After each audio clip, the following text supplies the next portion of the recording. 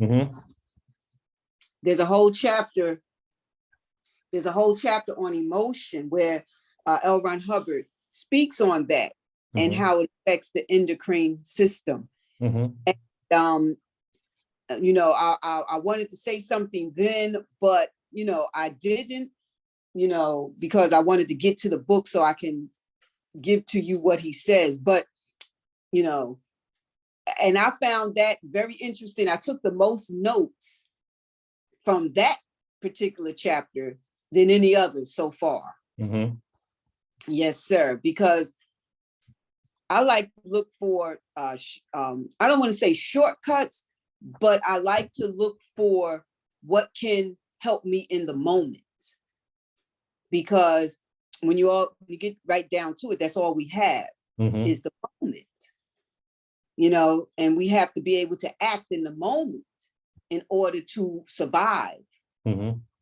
So knowing about the emotions and how it's attached to the hormones and affects the hormones and causes disease and all that, to me is very important. And to me, it's a shortcut to being put in reverie, because being put in reverie is a good thing.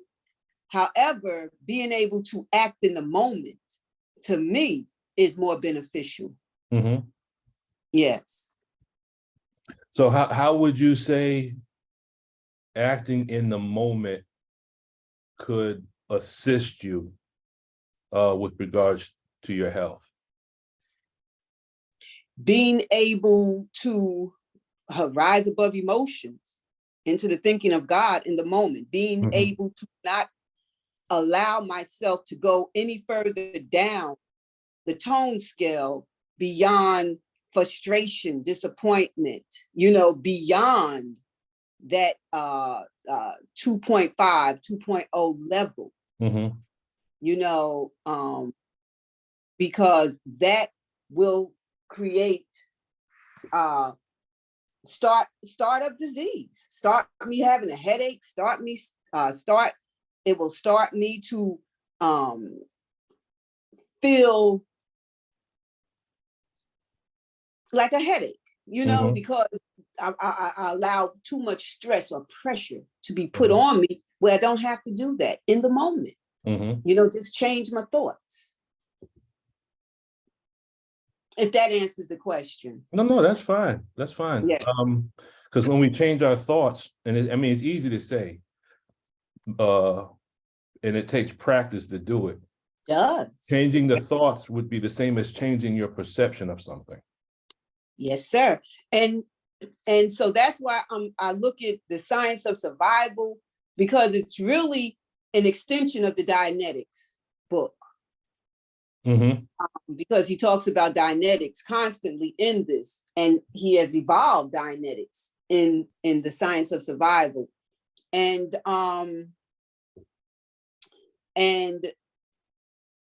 the changing of, I forgot where I was going with this, but the changing of our thoughts is so key, and it is a practice, just like self-improvement.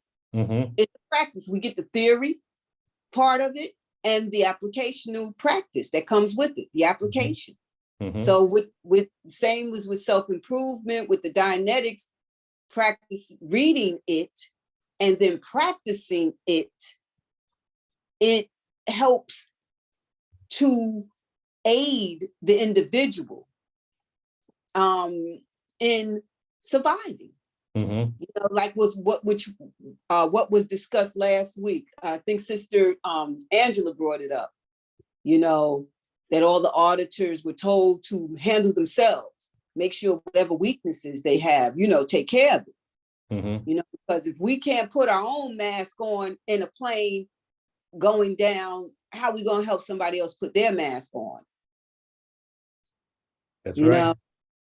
So I appreciate this technology just being a bigger service to me in my own self-improvement, so that I can learn to solve whatever problems, whatever obstacles come my way. I'm better able to look at it in the moment. And it is a practice. It definitely is a practice. Yes, sir. You know, it's almost like going to the gym. You have to do repetition in order to build the muscle. And different stations in the gym are designed to strengthen different muscle groups. When you look at the individual is I guess one of the words you can use is the word is composite, meaning individual is a collection of characteristics. For example, if you look at the 99 attributes, I remember hearing Sister Ava teach on this one time. She says, basically, you know, we all have different combinations, and I'm paraphrasing it, but we all have different combinations of the attributes, because each one of us has just like our own particular fingerprint, our own voice print. We all have a unique set of attributes. And when you look at different situations, you look at different people, you look at different environments, each one of those elements is going to test and try different parts of our being and our person. Like some people try our patience. Okay, so then when that happens, we can either look at the person that's trying our patience and get angry, or if, as you said, if we could rise above the emotion of that and look at the situation from the standpoint, okay, I have to learn how to increase my patience at this moment. Then that situation is no longer negative. It might be uncomfortable, but it's not negative, because now we see it as a means to strengthen us in a certain area where we might be weak. Does that make sense? Yes, sir. Yes, sir. What you're saying is exactly, in Science of Survival, that's the theta impinging on mess. Yes. And that's going to happen every time. And if we notice, everything we do, there's an agitation associated. Every type of knowledge, there's an agitation associated. There's something that comes that tries to block us from moving forward. And I remember you doing a class once before where you said the universe is trying to stop us, you know, but we got to pull from the universe to conquer it, pull from whatever that problem is, that issue is, to conquer it. And that makes us stronger. And now, that helps theta, the thought, the mind, the soul, the spirit, the reason to get stronger and carry on and overcome whatever obstacles come in our way. Now, how that word agitation that you use, what would that word be equivalent to with our study guides? The agitation with our study guides, well, I know the minister talks about frustration and disappointment. But he used a specific term. He used a specific term. Mixed, would that be mixed feelings and controversy? Not necessarily mixed feeling and controversy, but there's something that's always that's present whenever we are striving to do something. It's right on the tip of your tongue, isn't it? It is. It's right on the tip of my brain. Difficulty factor. Difficulty factor. So when you look at theta impinging on the mast and getting interbulated, that's the same as in our study guides, where it talks about in everything that we do, there's a difficulty factor in it. Yes. Everything so really, go ahead. Everything of value, he says there's a difficulty factor attached to it. So really, our study guides and the tech are saying the same thing, just saying it in a different way. Yes. And the one term we ended on last meeting was the word synergism, meaning when two objects come together and increase the potency of one another. That's kind of the way the self-improvement and the Dianetics work. They work together synergistically. One of the reasons why we've had the study guides, but we haven't made the type of progress that we should have made, is that it's not the fault of the study guides, but there was things in us that were blocking us from really getting through the study guides. And I'm speaking of myself when I say this, and I think generally, I think we might have all encountered certain things, and using the tech as a tool helps us to remove those blockages or those ridges that will allow us really to get the full benefit of the study guides. So they work together. Okay. Yes, sir. I agree. Let's see. We have Brother Timothy. Assalamu alaikum. Wa alaikum salam. Happy Savior's Day. Yes, sir. And we got 314. I'm assuming that's Sister Denise. Assalamu alaikum. Wa alaikum salam. Wow. Happy Savior's Day. Happy Savior's Day to you too. All right. Well, we ready to put our thinking caps on today? Yes, sir. I at this class Say what? since I was in school. My teacher used to always say, "You thinking caps on today?" Put on your thinking caps. Today, we're going to step into one of the a couple of points from our Supreme Wisdom. Actually, this was an idea that popped up yesterday. I'm trying to get into the habit of reading the Supreme Wisdom once a week in the way that Mother Tainetta Muhammad had prescribed. And the difficulty is I can't just read the daily reading straight through. I'll read something, I'll see something in it, and then I just start writing. And then an hour later, I still haven't completed because there's so much information that I'm seeing in our Supreme Wisdom now. And so this is just based on something I saw yesterday. And whenever Allah fills my cup, I try to empty my cup so I can get more in the cup, if that makes sense. Oh, yes, sir. So we're going to look at the Supreme Wisdom, Lost Found Muslim lesson number 2, question number 8. And we're going to see if we can make it applicable to the tech of Dianetics. See if we can apply it to self, see if we can learn something. Now, I'm going to present to you some formulas. I don't want us to get, I don't want these formulas to re-stimulate us. We're not trying to figure out these formulas. There's certain aspects of these formulas I just want us to get an idea, but there's going to be one in particular we're going to use as a demo kit. And I believe that looking at this formula as a demo kit is going to show us something from within ourselves, is going to allow us to see something in the tech of Dianetics, and something and it's going to show us some things in the teachings that we've already received. So that's the plan for today. So put on your seat belts, get your notepads ready. If you have any cognitions or any postulates or any questions, please stop me so that we can kind of dig a little deeper in whatever it is that Allah blesses you to see in this. And with that being said, let me go ahead and pull up screen.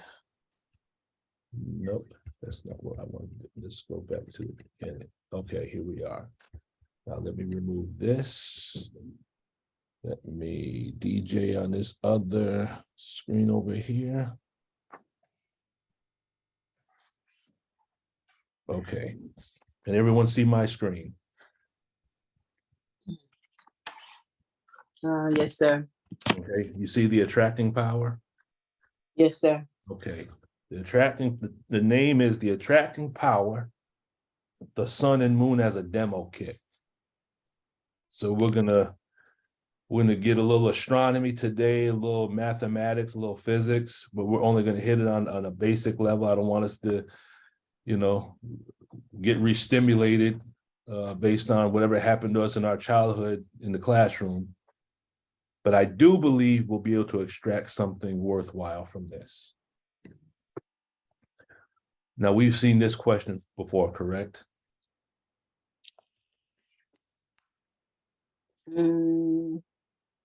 What makes rain, hail, snow, and earthquakes? Yes, sir. Okay. Yes, sir. Sir, if I could just remind you that some of us are on the phone and we can't see anything. So if Yes, you sir. could read the questions. Oh, yes, sir. Thank you. Yes, sir. Thank you, brother. So we're starting with what makes rain, hail, snow, and earthquake, and we're only going to deal with. Oh, can you hold for just one moment, please? I got to take this call.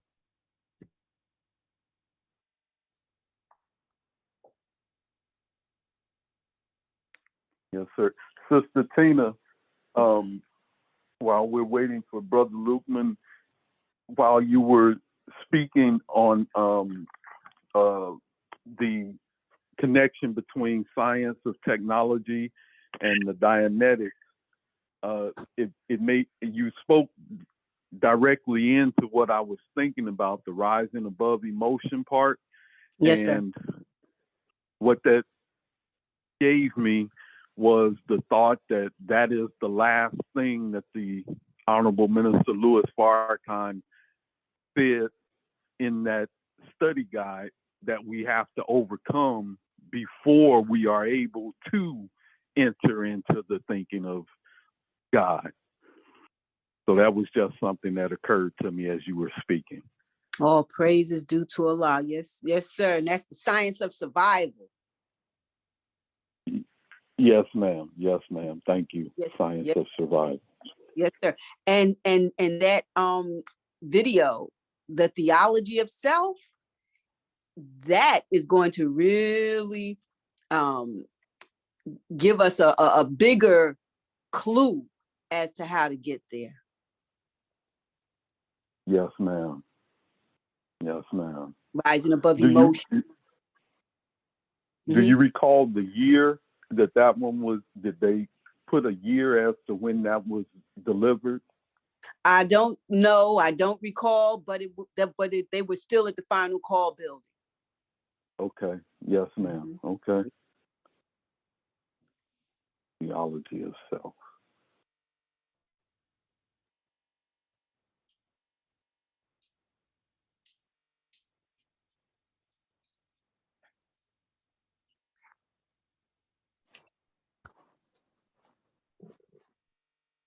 So he said it's the picture of the sun, the attraction. It's a picture of the sun and what else, Brother Wadu? Can you hear me? Ma'am, Sun and the moon. yes, ma'am. Yeah, the attraction. The demo kit is a picture of a sun and a moon. That's what I remember. Yes.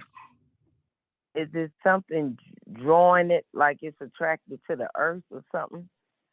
The earth is there, and is it something, some lines coming from the sun and the moon to the earth? The picture's still not up. It's not up. Oh, okay. Oh no, I'm back. Okay.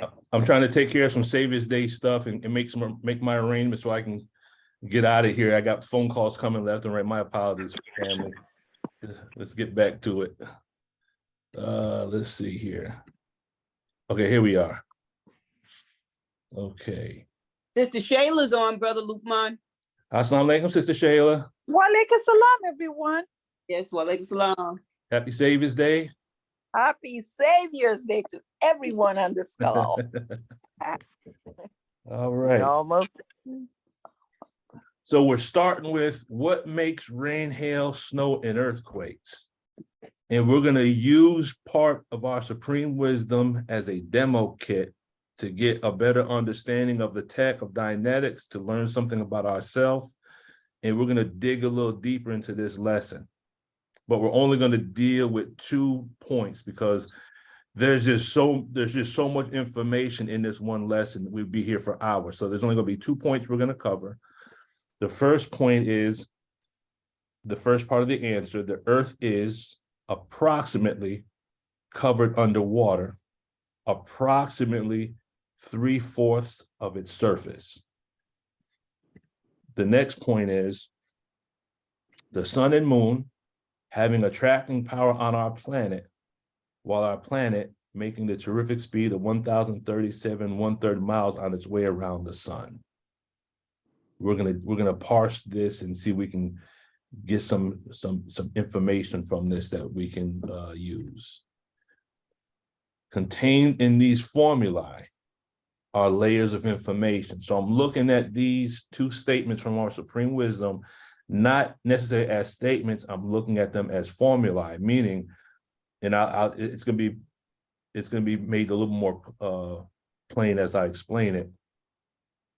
What I strive to do is read aspects of the supreme wisdom, but I also strive to use them as formula, meaning if I input different information into these lessons, I'm looking to extract different types of output. Does that make sense?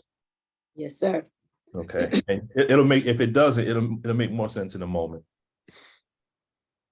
So how can these two statements represent demo kits to give us a deeper understanding of Allah, God, self, mathematics, and the technology of Dianetics? And that's where we're going with this today. And hopefully we can get all this done in the next, I'll say the next hour. So our learning objectives. We're going to look at the 25-75% principle. That's the first thing that's in the lesson. What is attracting power? So the term attracting power is in the lesson, but what does that represent mathematically? How can we take that concept of attracting power and give it mass and look at the gradients in that concept and then make that lesson applicable to our personal life? Because we can recite that lesson all day long, but if we can't apply it, if we can't become that lesson, then we really can't extract from that lesson the things we need that will cause us to improve our condition. Does that make sense? Yes, sir. Okay.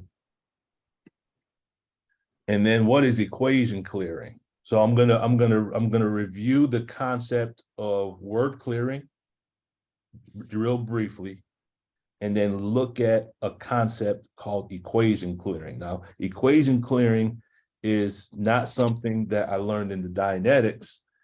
But what I did was I used the study tech as a tool and then applied it to mathematics. So as I'm trying to get my homework and get my study and whatnot done, when I come across these formulas that I have to use for class, I apply the concept of equation clearing to remove all the ridges from the formula. And what it does for me, it allows me to have a better understanding of the formula, and it allows it to go from short-term to long-term memory, okay?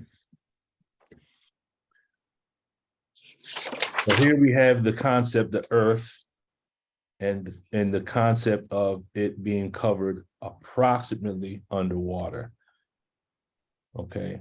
The lesson says the Earth is approximately covered underwater. Now, this could be looked at allegorically, okay? Does anyone know what an allegory is? A conjecture. Well, what's a conjecture? A conjecture is something that we, I don't want to say make up, but we figure it out ourselves. It's not, it's something that we figure out ourselves. We put our own understanding to it. Okay, on one level, we could say that there's some similarity. A conjecture is like half knowledge. Okay. Okay, an allegory, because an allegory can be half knowledge. Okay, so there are some similarities with the words. The one of the definitions for allegory is the expression by means of symbolic fictional figures and actions of truths or generalizations about human existence. Okay. So in the Holy Quran, it says what? Some of its verses are decisive, the foundation of the book, and some of its verses are allegorical, correct? Yes, sir. Okay. Which tells us that there are some aspects of the Holy Quran that are truths that are contained in a parable or a picture. Does that make sense? Mhm. Yes, sir. Okay. And in closing the gap, we're taught Sir. that Master Fard Muhammad taught the believers using pictures, correct? And it said that he taught using pictures. There's the picture is not the truth, but the more we look into the picture, the more truths we can extract from that picture, correct? Correct. Oh. In other words, that's the same concept that you find in Dianetics. Well, where do you find that concept in Dianetics? Go back to the beginning and go over it again and pick up whatever additional data you can contact. Does that make sense? Yes, sir. Yes, sir. Okay. So what we're doing is when we're auditing, we're getting all the data. We're producing. We're extracting the perceptics from the pre-clear, and those that have done the auditing. As we extract the perceptics, aren't you building up an image in your own mind as if you're observing what's taking place at the same time the pre-clear is describing it? Yes, sir. Okay. So we're seeing the image almost like we're watching TV. And then once we get to the end of that particular explanation, we tell the pre-clear now go back and then pick up additional data. Does that make sense? Yes, sir. Okay. So the allegory is a picture, and contained in this picture are truths. And every time we go over the picture, we get more truths from it. Okay. Another definition is a symbolic representation. Okay. Now, what is a formula? A formula, by definition, is a general fact, rule, or principle expressed in usually mathematical symbols. Okay. Another definition for formula is a group of symbols, such as letters and numbers, associated to express facts or data.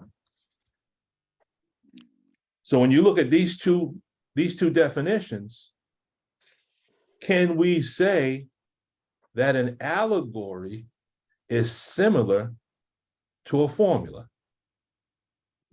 Yes, sir. Okay.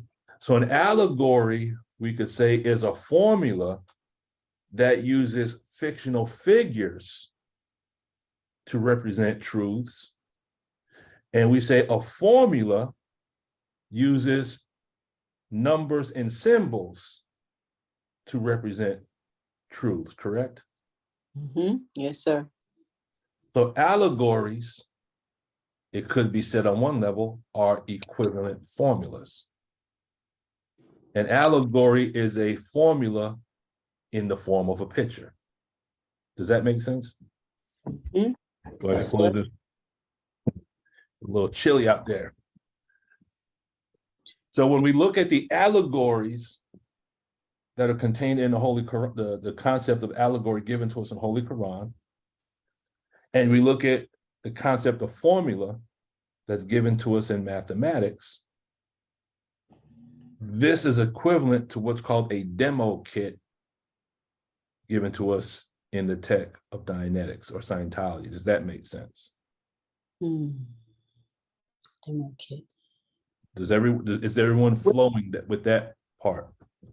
So which one is the demo kit? The allegory and the formula? And the formula, because really a demo kit is you're taking a concept from the tech and you're taking that concept and you're giving it mass. Because remember, there's three things: the misunderstood word, too steep a gradient, and lack of mass. So when we were doing those courses at the org, when you couldn't understand the concept, you used the demo kit. There's that little bowl in there with the little, pieces of glass and buttons and different things that were in there. And you use that to really diagram the concept that you're studying. Yes, sir. Or we drew a picture. Or you draw a picture. Or use clay. Or use clay. So when you get into what's called the student hat, which I hope to finish once we get back from Savior's Day. When you get into the student hat, you get into what's called the clay table work that you do, converting a concept into mass. Okay.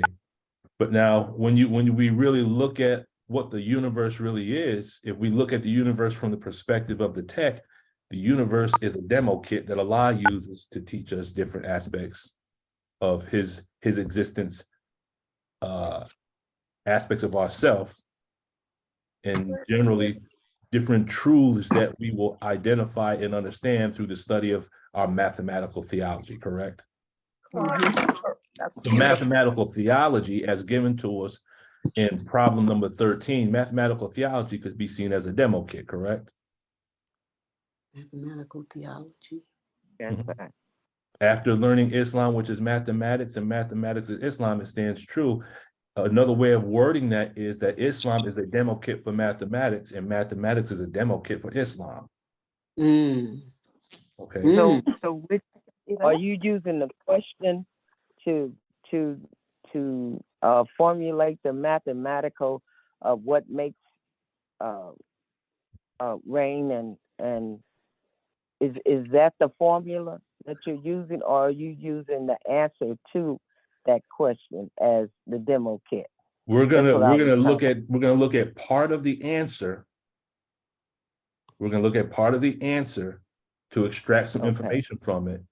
But then when you look at the specific term attracting power, that is represented mathematically by a formula. And I'm going to show you what the formula looks like. And then we're going to look at that formula as a demo kit. And each one of us will be able to extract something with regards to our personal life from this formula. Okay. Okay. So again, allegories are equivalent to formula. Allegories could be formula in the form of picture. So when Allah says in the Holy Quran that he has created the clouds and they bear water and we have created this and created that, and in this is wisdom for those who understand, it is almost as if you look at that from the language of Dianetics, it's like we're being told that there's wisdom in the cloud is a demo kit. So if you study this, you're going to learn something by using this demo kit. The universe is the demo kit of Allah. When you look at the problem book, and we're being taught different aspects of the planet Mars, and the average speed of thought is 24 billion miles per second, and how many round trips can you make to the far planet Pluto in 10 seconds? We're looking at demo kits. And I believe that as we apply the tech and advance up the tone scale, as we remove some of the aberrations, I believe that our minds will begin to travel at a rate of speed that will allow us to see deeper and deeper into the problem book. So every time we read through the problem book, we'll begin to see more and more data. Does that make sense? Yes, sir. Okay. Dianetics, he says, I think it's in Dianetics, he talks about attention units. And he says, and I'm paraphrasing it, and if I'm wrong, please correct me, but I think he said something along the lines of individuals have about 1,000 attention units. Well, the Honorable Minister Louis Farrakhan said that the mind of man is infinite, correct? Yes, sir. That means our attention units, what is our potential as far as attention units? Infinite. Infinite. Okay, so we don't deal with just 1,000 attention units. And I think when you go further into tech, he kind of goes along with the concept of infinity, because he says infinity is something you can never, there's no absolutes, but you can go closer and closer to it. So when you look at the amount of tension units a person can have, for you and I, the potential is infinity. And I believe that if we follow the method that Mother Tynetta prescribed as far as reading the wisdom once a week, and the more you read and I'm experiencing this, the more I read it, the more every time I begin at the beginning, go over it again and pick up whatever additional data I can contact, more and more data is coming out. Now, the question is that data coming out of lessons or is that data coming out of myself? As you study the lessons, is that data coming out of the wisdom or is that data coming out of you? Okay, so it's almost like we're reading the supreme wisdom in order to read who? Ourselves. Read ourselves. We're learning more about ourselves because as Allah says he teaches man by the pen what man knew not. The more we write, have you ever experienced writing something and it's almost like there's another hand guiding the pen because you're looking at it, it's your hand, you're writing it, but you're looking at this and like saying, where is this coming from? Have you ever experienced that? Yes, sir. Okay. Same concept. The more we study the lessons, I believe, the more we're looking into and digging deeper into the wisdom that is coming up from within ourselves. Yes, And this sir. is a bearer of witness to what we have received with regards to the teachings. Brother Timothy and then Sister Tina. Yes, sir. I was just thinking about when you were putting this up here and talking about what makes rain, hail, snow, and earthquakes in the what the topic was. I was thinking about when the minister was in Tuskegee in 2013 and he was talking about himself and he said that the raising of a messenger is like the raising of a cloud. That he said, I'm paraphrasing, he said Allah moves his messenger over a dry, dead earth. And he said that every human being is like a seed.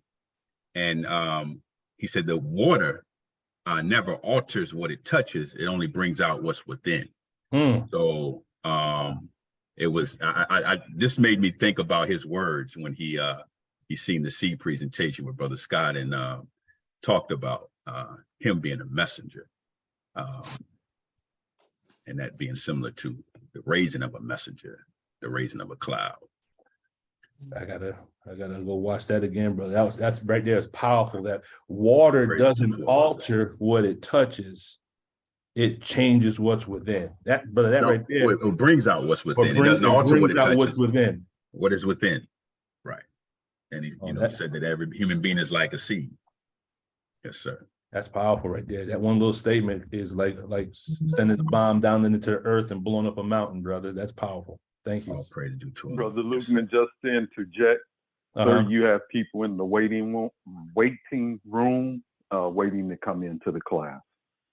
I don't see anybody. I've let everyone in that was there. I think I got it. Okay, I'm sorry. No, I got a text that someone was waiting. Okay, no, it's fine, brother. No, No, you ain't gotta apologize. Thank you, brother. That was me. So I'm in now. Thank you, sir. Yes, ma'am. Yeah, I have no problem with that, brother. Because sometimes I get to run in my mouth and I'm trying to work off two computers, so I might not see it. Sister Tina. Yes, sir. When you were talking about the lessons is about us, the supreme lessons, I'm seeing that better because when the minister went to the will in his vision-like experience, a scroll came down and something was written inside of him. Then he came back and in 86, he gave us the study guides. And it's been all about self-improvement, all about self-improvement.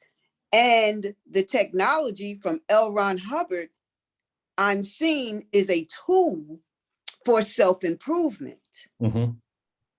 Now you're saying the supreme wisdom lessons, when we really look at it, it's about ourselves. Again, self-improvement, studying who we are because we don't know. So I'm just seeing the ARC in the supreme wisdom, the self-improvement, and the study technology, the technology from L. Ron Hubbard. That's one thing. And the other thing was when you were using the universe as a demo kit, I had to do that back in, and I didn't even know about demo kits and the technology. It was in 2008. That was around the time the minister gave us the study of lesson number 1. He wanted us to study question and answers 1 through 7, write down every word and parse every word, 1 through 7. And I was doing that, and I'm in Hagerstown, Maryland, so far away from the believers, 2 hours and a half away from the Baltimore Mosque, and not able to travel because of my vision. My vision had just started really going bad. And but I'm doing the lessons. So in the lessons, it was it talked about Pluto, in the lessons, the problem being so far away from the sun, the furthest away, but it still gets struck with the same light to make it turn as the other planets, 1,037 1/3 miles per hour on its way around the sun, traveling at the same speed as the other planets, even though it's the furthest away. So I likened myself to Pluto being so far away from everything and everybody, but I'm still getting the same knowledge, the same, wisdom, to do as everybody else was doing, from the minister. And that kept me, in the proper state of mind to not feel sorry for myself. You know how we can do, oh, I can't get to the Mars, So, that kept me in the proper state of mind, likening myself unto Pluto. Yeah, okay, Pluto was doing okay, far away, I'm doing okay. So yes, sir. So in other words, you changed your perception yet again. Yes. You rose above the emotion into the mind and thinking of God.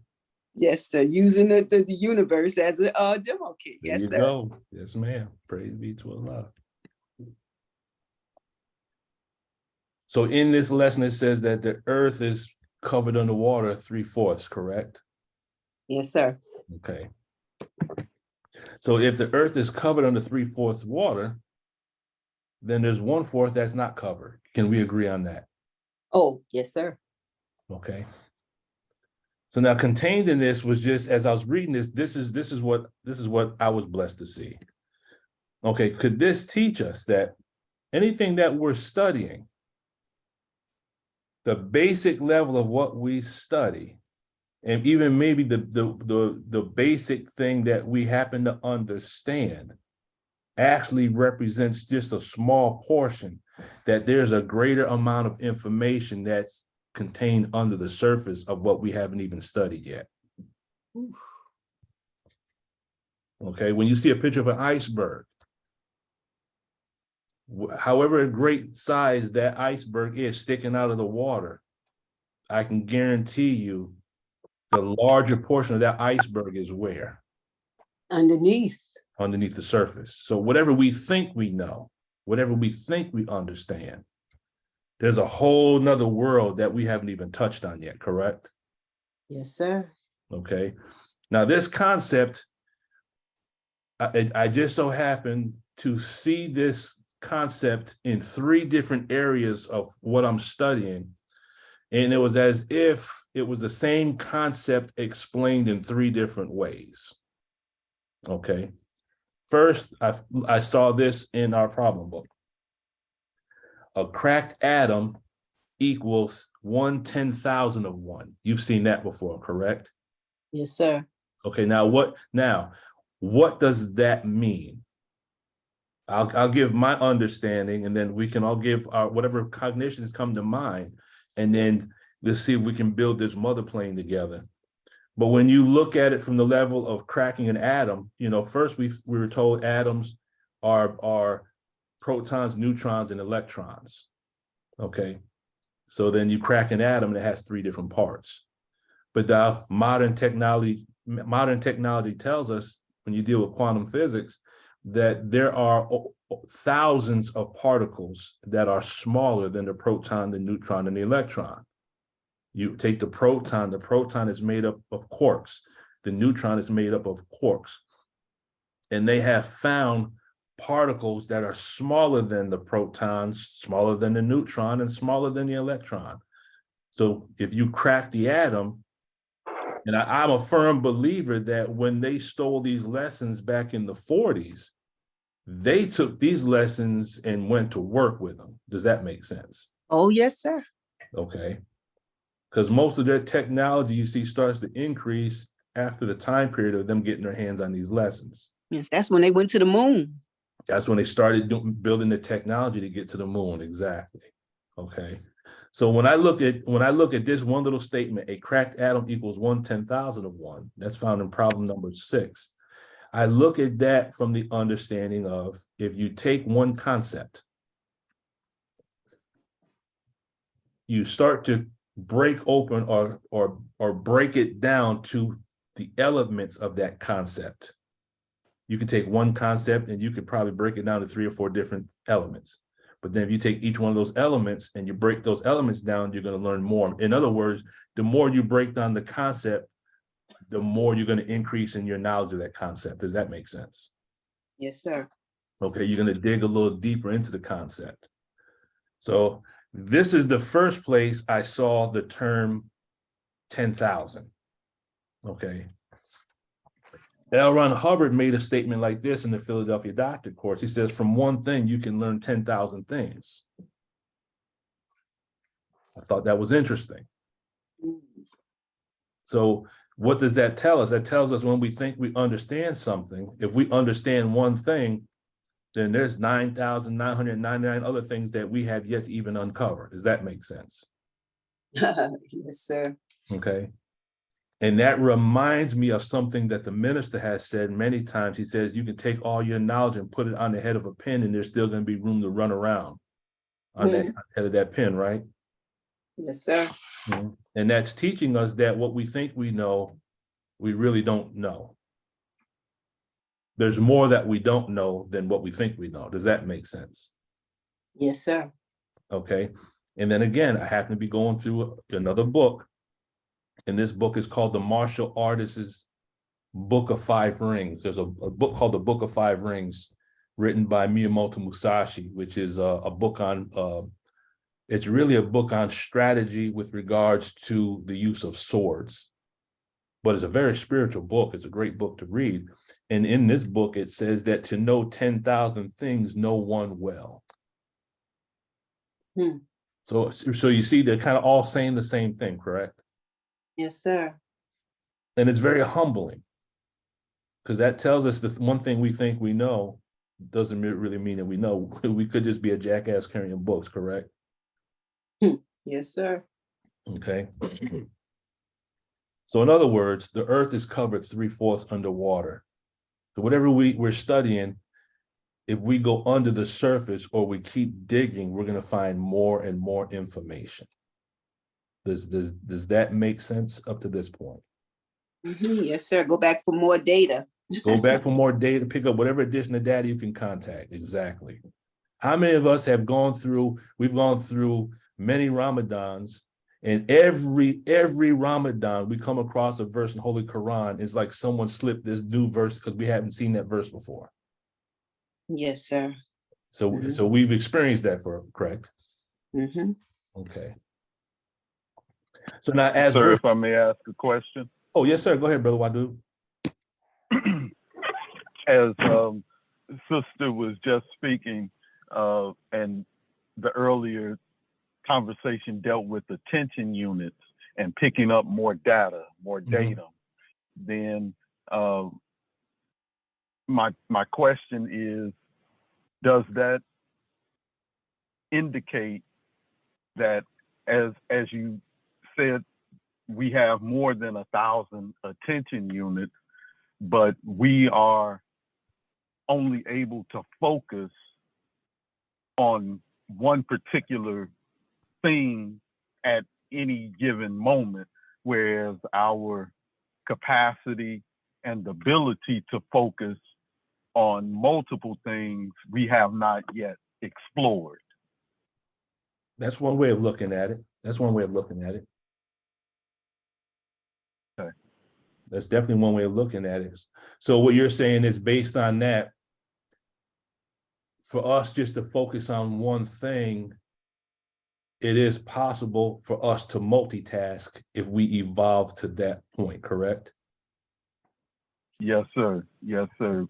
That once we look at a particular stream of datum, that particular instant may zero in, we may zero in on one particular aspect, but then when we go back, like you just said, in terms of rereading the Holy Quran in Ramadan, then because that's a different moment that we're now rereading that verse, that ayat, then our focus is zeroed in a different angle or direction than it was the first time.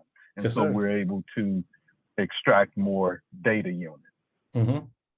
So now what? So if we're extracting more data, we're extracting more information, we're extracting more understanding from the perspective of Dianetics and the tech, what we're doing is we're actually gaining back more life force. Mhm. Which would imply that the more we study, the more that we understand, the more we are removing the suppressors and the more we are coming back to present time. Beautiful. Yes, sir. Okay. And also, I would think that since the lessons in the supreme wisdom don't change, but if we're able to extract more data, then the other 3/4 of this information that's under the surface is, again, is located where? Within us. This additional data is located within us. So is it possible that as we study and as we get new data, because if each one of us study the same problem or the same lesson, we're all going to get different information. Is it possible that this new information is coming from our own genetic makeup that's unraveling, and this other wisdom is actually being made manifest based on the frequency of the question that's being given to us by the Savior? Mhm. Because some of these questions are high-powered questions, correct? Yes, sir. Yes, sir. Oh my Yes, goodness. sir. The questions that we would never have considered these questions, especially in the educational system of this world. The educational system of this world doesn't give high-powered data. It gives enough data to make us worker bees, to make us good workers, but not good thinkers, correct? Yes, sir. Really, Absolutely. the educational system of this world decreases the diameter of our thinking, which controls the circumference of our activity, as the minister has taught us, correct? Yes, sir. These lessons, what the Most Honorable Elijah Muhammad has given us and is giving us through the Honorable Minister Louis Farrakhan, is extending the diameter of our thinking outside of the circumference that we normally have. And now, as you increase the diameter, what do? The circumference of activity automatically increases, which increases the surface area of that circle. And the result is the sphere, because the sphere is a three-dimensional representation of the circle. The sphere of our activity increases.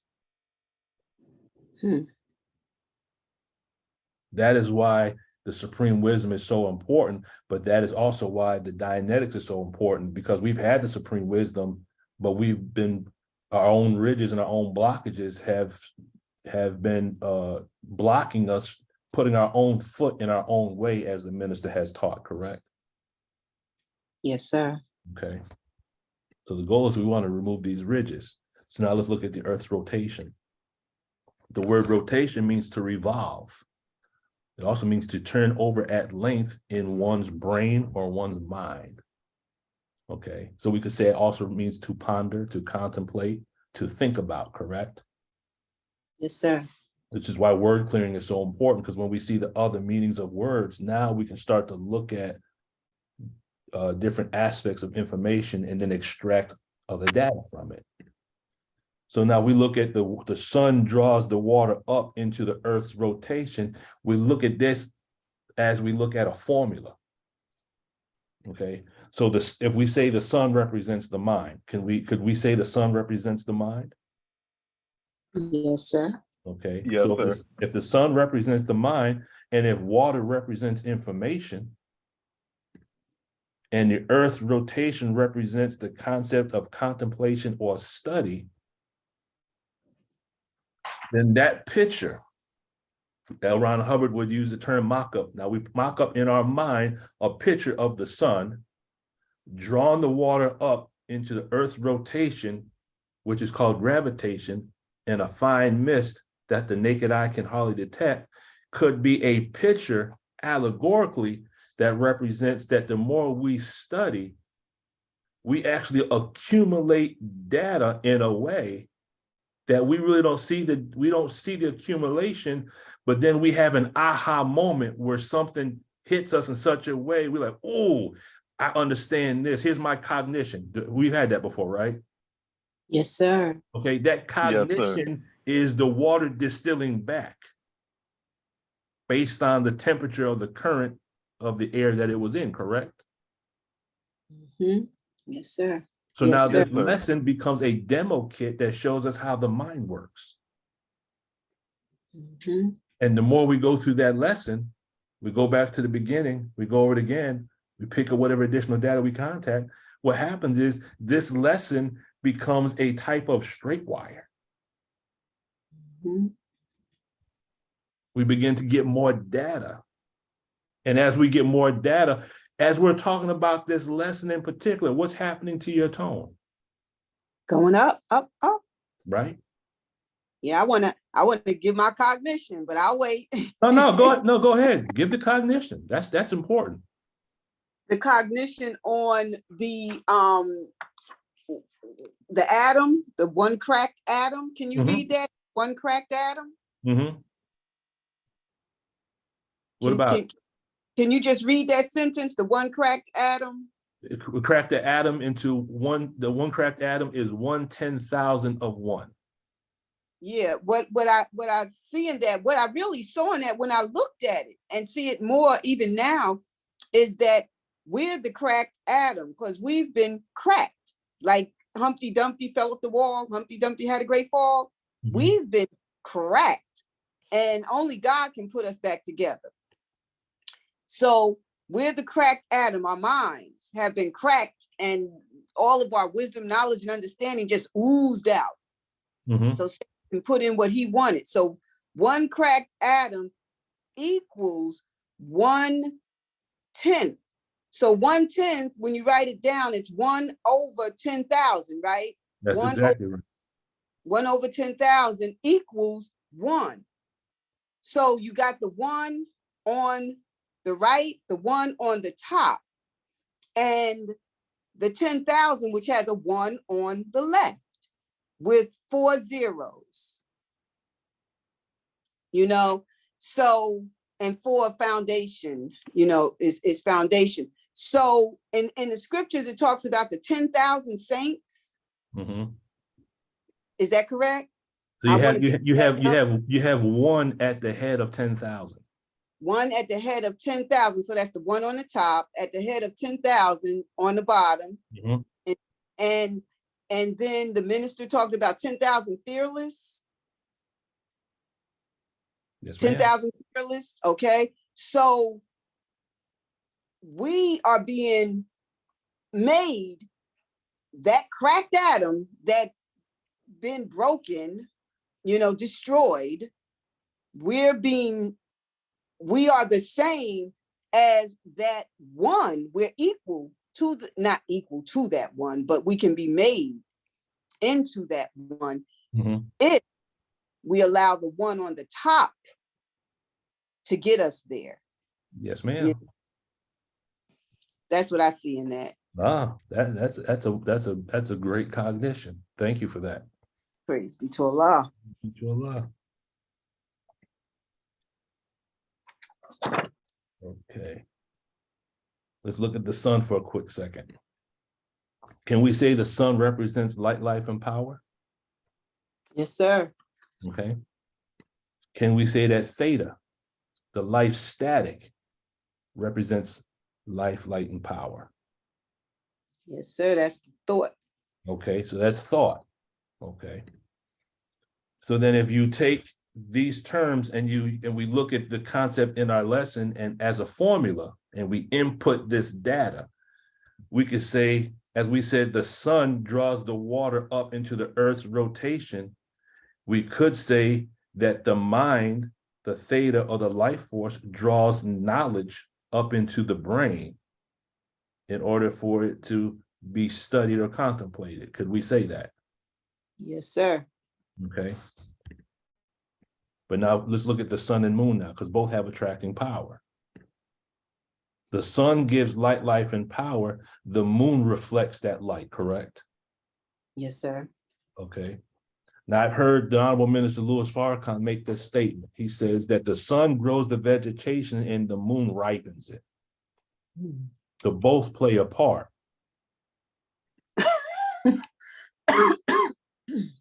So could this represent that reflection alone is not sufficient with regards to reflecting on information? In other words, one must be able to manifest the light as well as to reflect the light. Does that make sense? Wow. It's, Yes, sir. Wow. it's reflecting and manifesting is not the same thing then. It's not the same thing, because manifesting the light, you are the source. Reflecting means you're reflecting what is the source. So the Bible says it like this: don't hide your light under a bushel basket. So we all have our own light, correct? Yes, sir. Okay. But we don't get caught up thinking that we are the light, because we know that Allah is Al-Nur. He is the light. We are vessels that contain light that is a part of his light. Does that make sense? Yes, sir.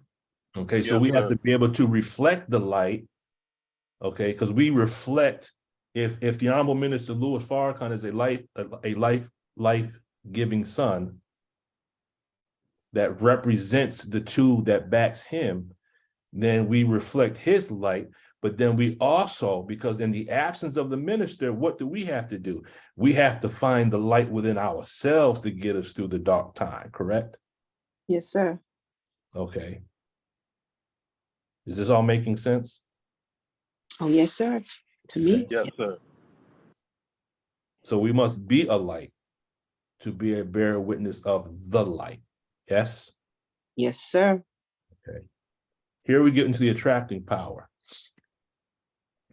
So the sun draws the water up into the earth's rotation, which is called gravitation, in a fine mist that the naked eye can hardly detect. So when we have that the sun and moon have attracting power, the attracting power is called gravity. It's called gravitation. And gravitation or gravity is represented by an equation or formula. And what we're going to do is we're going to look at this formula and we're going to make it applicable to our own personal life. So this formula is going to show us something about ourselves. Remember, the minister said that when we study aspects of mathematics and science, those things aren't outside of ourselves. Those things are ourselves. Does that make sense? Yes, sir. So we are gravity. We are the universe.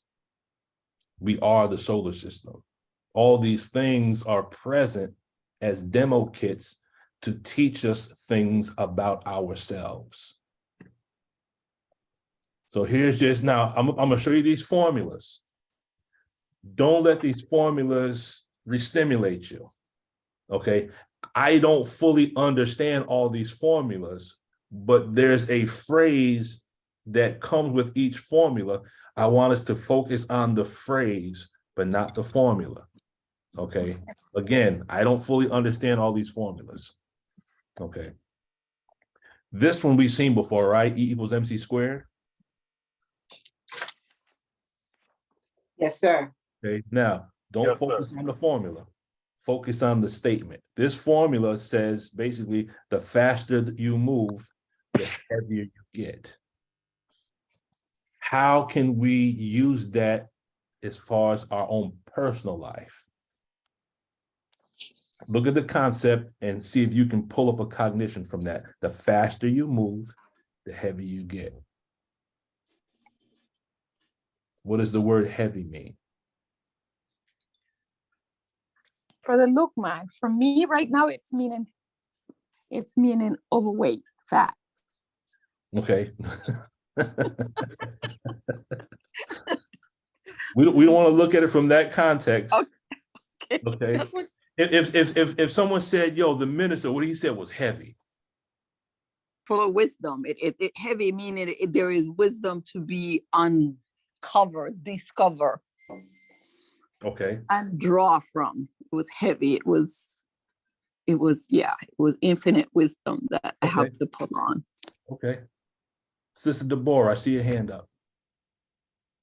Oh, yes, sir. I was just going to say what Sister Shayla said. The heavier you get, I'm thinking about the heavier you get in knowledge, wisdom, and understanding. Okay.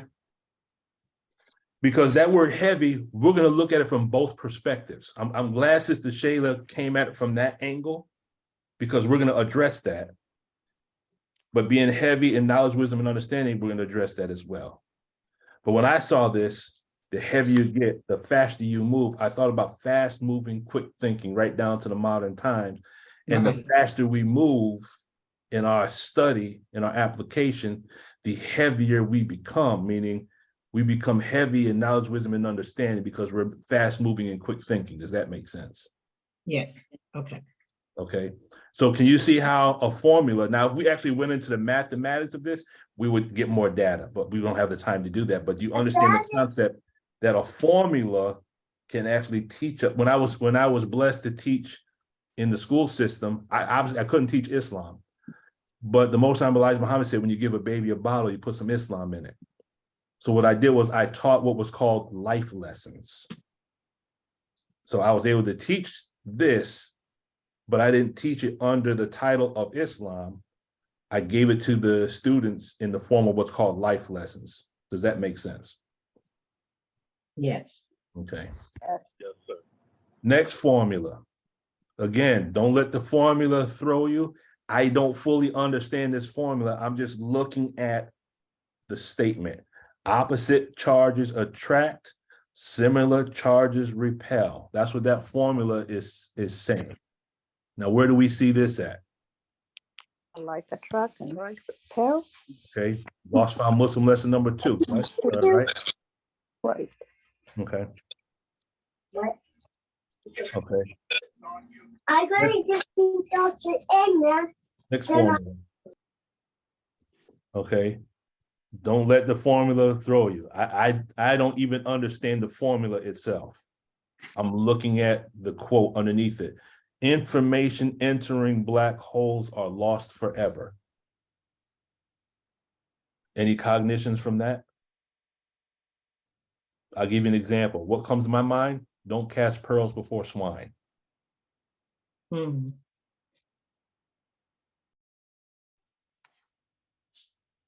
You can't share information with everyone because some people just ain't listening. It's lost forever. It's in one ear and out the other, correct? True. Very true. Okay. So you see Sir, where we're may I going with ask- this, right? Huh? Sir, may I ask where that particular quote is from, or who gave that quote? Which quote? The what I just read? Entering the black hole, lost forever. There were some formulas I pulled up online, and there was these quotes that were connected to each formula, but I don't have the name of the individual that produced the quote. But basically, the quote is just an overview of the concept of what that formula represents. But I'll see if I can get some additional data on that for you. I just wanted to be certain that that wasn't something from any of our lessons or instructors and teachers. Oh, that would be interesting. That'd be interesting. The reason that comes to mind is because I don't necessarily agree with that quote. I just feel that there's a lack of ability to comprehend what happens when something enters into a black hole. That's just my layman's, Brother Wadu's own personal view of it, but I didn't want to contradict if that was something that one of our instructors from the Supreme Wisdom or the minister, if they had said that, then, I defer to my own ignorance. Well, no, you got to understand, brother. You have a right to your own opinion, but on one level, you are correct. When you deal with theories, when you deal with black hole, you're dealing with theory. So that it's not an absolute knowledge, but what they believe is, and this is in one place where I have my disagreement. But the thing is, the current theory is information that enters a black hole gets absorbed into oblivion. But you're right, that's a theory. That's not a fact. That's not a law. They really don't know, because there's some theories that say black holes are just the entrances into the theoretical concept of wormholes. Now, if you watch Star Trek, you understand the concept of wormholes and traveling through space and whatnot, but that's a whole nother concept. But you're absolutely correct. It's just theory. It's just theory. Brother Lukman. Yes. I have a cognition on the first one, E equals MC squared. Okay, go ahead. If you would go back to that, can you go back to that screen? Yes, ma'am. Mm-hmm. Okay. When I look at that, E equals MC squared, emotions equal mind control. So who is controlling the mind? It's squared, so it's a 2. So the 2, Master Farah Muhammad, and the Honorable Elijah Muhammad and the minister are 1. So I'm combining them both in that 2. So, or is it Satan in his world? So E equals mind controlled by who? That's a jewel right there. And then it says the faster you move, the heavier you get. So the faster we move to be controlled by the God, the heavier we get, so that we're not caught up in that web where lightweight insects are devoured. Yeah. So then can we say that the faster we move based on Satan control, that's when the heavier we get as far as obese? Yes, obese. Yes. Yes. And that makes us lightweight, so that we are caught up, because when we're obese, we're not thinking properly. We're not, we're other than ourselves. Yes, ma'am. So that makes us into a lightweight creature where we can get caught up in the web of the spider. And the web is our own dietary law. Yes. Our own. I like that. Go ahead, Sister Denise. Yes, sir. I was thinking about that instrument at a carnival, that the faster it goes, the heavier you are, because you get locked into it. Yes.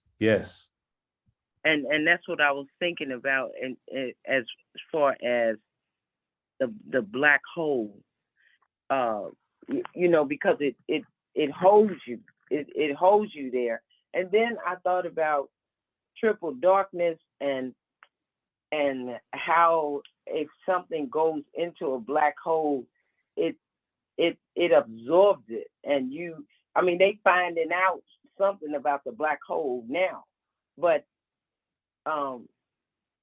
how you can see in darkness, and I know they have these special type of glasses that can see in military, that they can put it on and see the the at night to see the form of the enemy. So I was thinking it's not lost forever. And then he created himself out of triple darkness and this matter in the darkness. So I'm thinking it's things that remains to be seen. It's like some people say, I believe it when I see it. And just because it's unseen doesn't mean that it's not there. Do you understand what I'm saying? It just hasn't made, I guess it's arrival or something like that yet. I was thinking it hasn't made its arrival yet. Okay. And a lot hiding. I mean, for how long it took him to finally to reveal itself, how God hid himself for a long time. I forgot the number. Trying to wake up to this. Trillion years. Yes. Yeah, trillion years. So, that and that 1/10 is more to know than just 10,000, but it's a part of something. So, and the Bible being a scripture part of a whole book, and it's much more to learn in that, like you were saying. So that's my cognition. I had about 3 or 4 of them, I believe. They all were coming to me at one time. And what is that opposite changes attraction, you said? Let's see. Opposite charges attract and similar charges repel. Okay, is that the protons and neutrons and stuff as well? Can you? That has to deal with a lot with the atom. Protons, neutrons, electrons. Yes, ma'am. Oh, okay. You see how it's all coming and the same family, I believe, which is called the universe. And that would be life's lesson.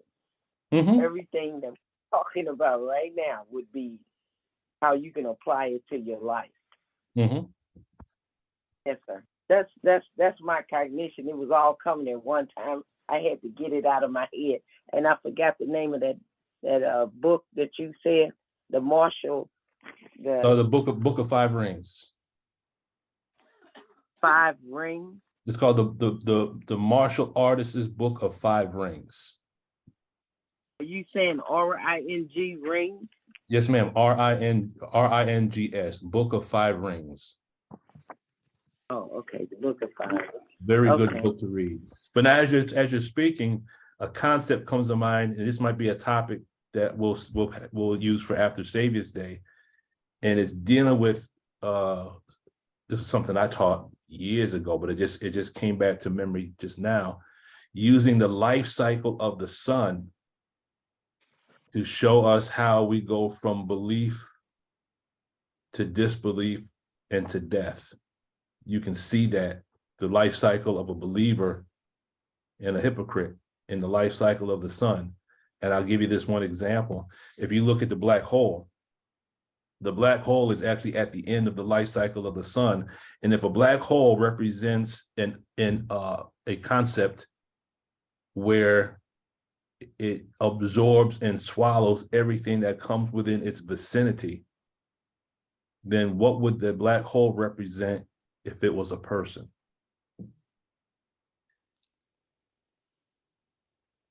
A suppressive person?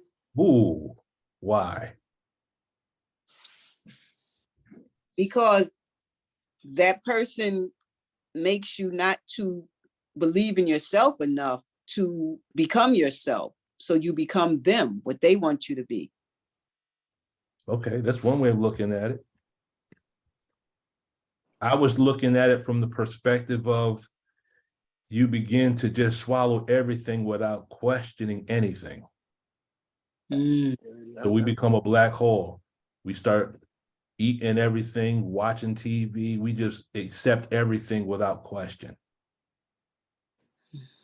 And if we Brother look at Luke, the other mind? aspects of the sun, you'll see this whole progression of how that we can actually apply that to self. But that'll be for, God willing, that'll be for after Savior's Day. We'll address that one. Sister Sharon. Brother Luke, Oh, wait, go ahead, Sister Yes, Denise. sir. Assalamualaikum.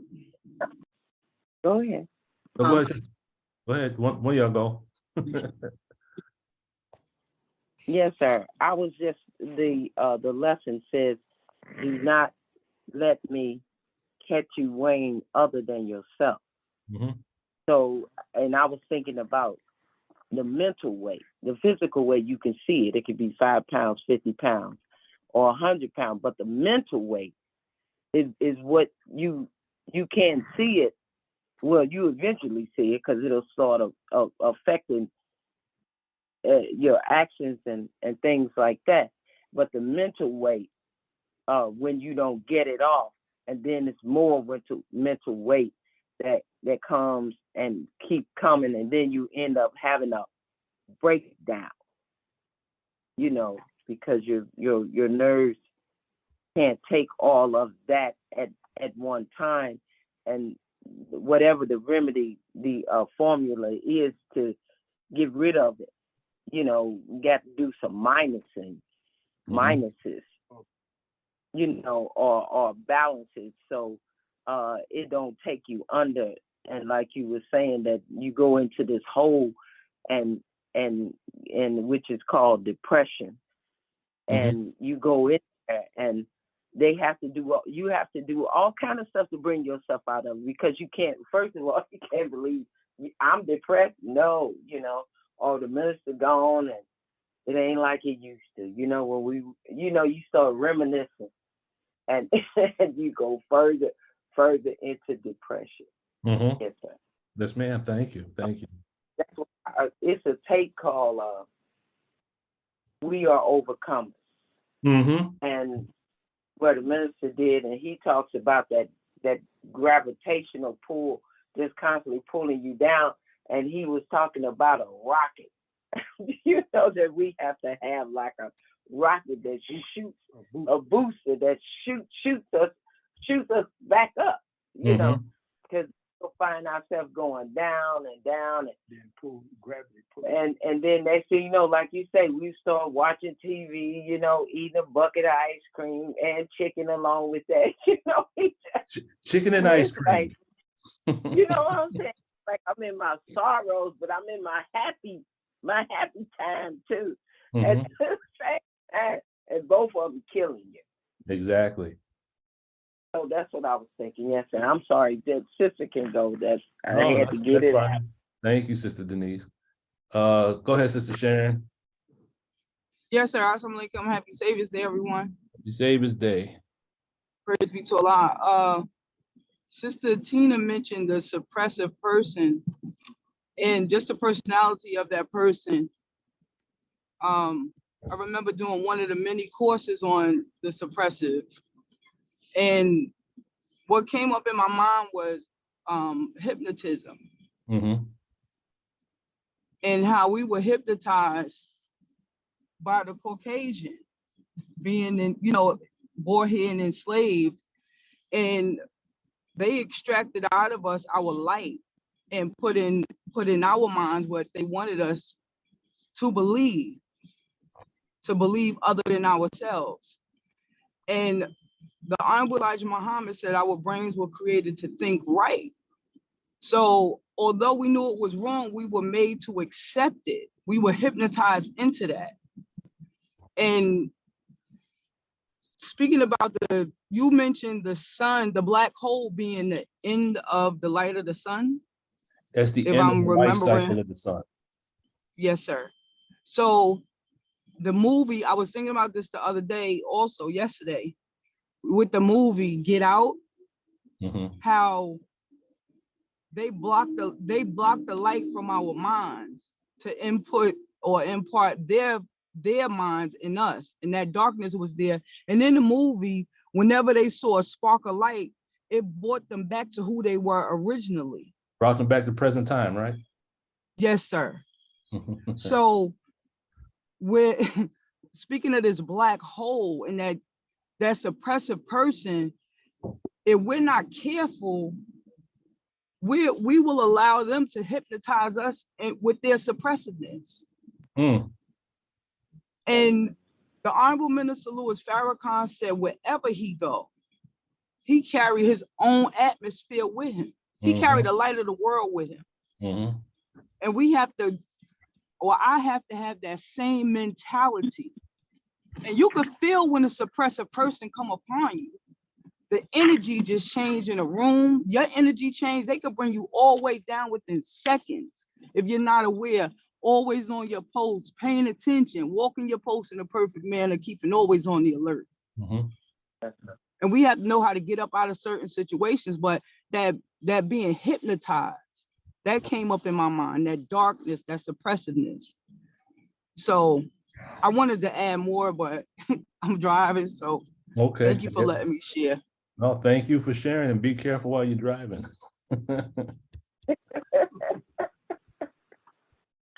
Let's see. Okay, here's another formula, and I'm gonna say right now, I don't fully understand the formula, but I'm looking at the concept that comes along with it, and eventually I'll go back and actually study these formulas and get some more data. But the concept says, the faster you move through space, the slower you move through time.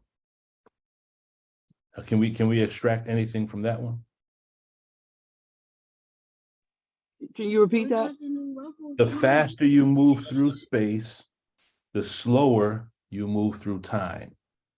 So in other words, if you ever watch movies that deal with time travel, one of the things they say is as you approach the speed of light, time slows down. That's the theory.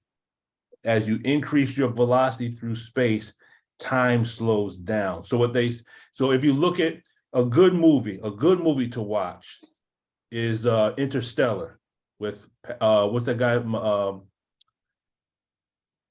What is that dude's name? Matthew something. Matthew McConaughey. Okay. The faster you move through space, the slower you move through time. That movie is a good demo kit to understand that concept. Okay. And that's the theory. So the theory is, if Sister Sharon was in a rocket ship speeding at the speed of light, going towards Pluto, okay, and I'm just making up arbitrary numbers here. By the time you was at the speed of light to travel to Pluto and back, for you, it might take place, it might be a couple of seconds. But when you come back to the earth, if you had a twin sister, you and your twin sister would be a different age. Yes, sir. Okay, that's the theory. But I mean, obviously they don't have technology to travel at the speed of light, but that's just the theory. Okay. Yes, sir. So now can we use this concept and make it applicable? The faster you move through space, the slower you move through time. So for me, just thinking about that, for like the last month or two, I haven't even been paying attention to time. And I was listening to the Honorable Minister Louis Farrakhan, and I remember him mentioning on one of the lectures, I don't recall a lecture, at one point, time wouldn't exist to us because it's not something that was made for us. It was something that the Caucasians needed to keep them in line, or for them to get certain things done, and we just adapted to that. So for me now, it's like time is like, okay, whatever. I'm just moving. And I get so much done not worrying about the time. It's like, dang, it seemed like I was doing something forever and only 20 minutes passed. But I get so much done not worrying about the time. Okay. So I'm, to me, actually moving faster at a faster pace, keeping my mind focused on what's happening right now and staying consistent and persistent on what it is that I need to do or what I've been doing. So the time for me is non-existent sometimes. Oh, that's perfect. So, yes, sir. You have more? You have more you want to share? No, my mind's spinning. Not right now. You're pulling up My into the mind Earth rotation, right? The Earth rotation. Right. And sometimes I feel myself catching up to myself.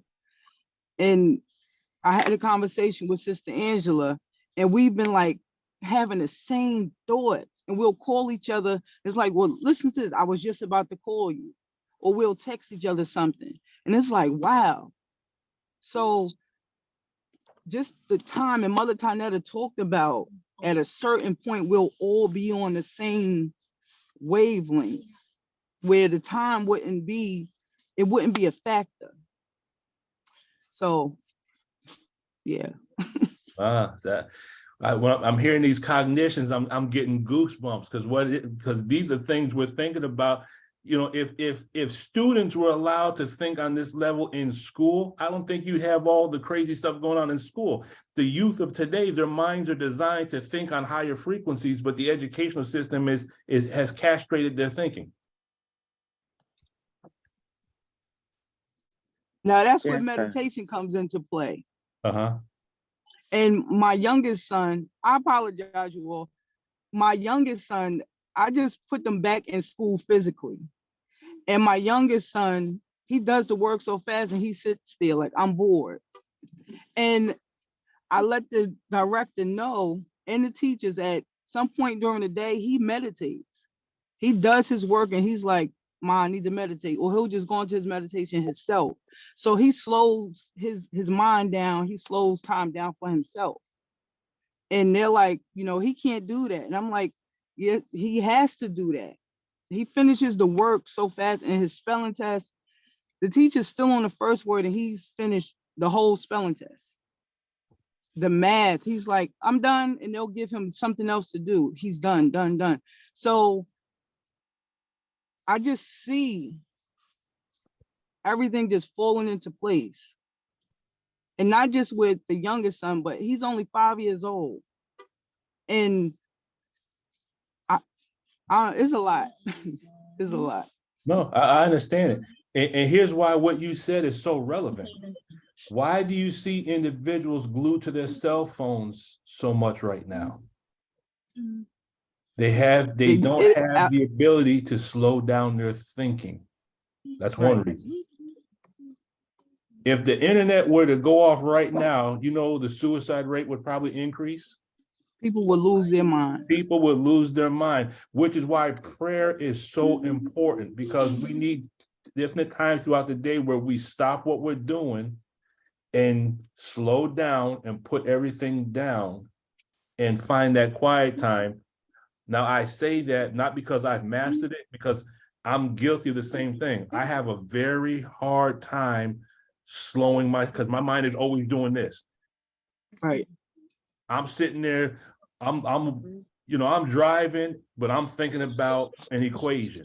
I'm doing something over here and I'm thinking about something. My mind flies off in different directions and I'm still trying to slowly get myself to come back to present time and just slow down a little bit. And the youth today, their minds are just boom. You know, so I understand it. In school, I can't imagine it. I can't imagine how boring school must be right now. But anyway, this equation, you hit the nail right on the head. You gave a very good explanation. That was a good one. Here's one more, and then we're going to get to the last equation, and then we're going to land this plane. Okay, but Lukman, Oh, go ahead. Yeah, no, I was thinking about that they're trying to put a 200-year-old system in the school system into modern time brain. You know, you're right. Modern time, and I was thinking about Teddy Pendergrass's song, like, if you teach a new way, then maybe they'll listen to what you have to say. That they're giving a blueprint on how to teach. But these children, you know, their mind is faster. And when my son I couldn't understand why he was failing the 6th grade, because he's a straight A student. He said he did that so he could hang with the boys. So if he comes and act like he knows so much, he can't hang with them. He got to act like he don't know anything. So he failed the 6th grade, but got doubled and in a gifted program.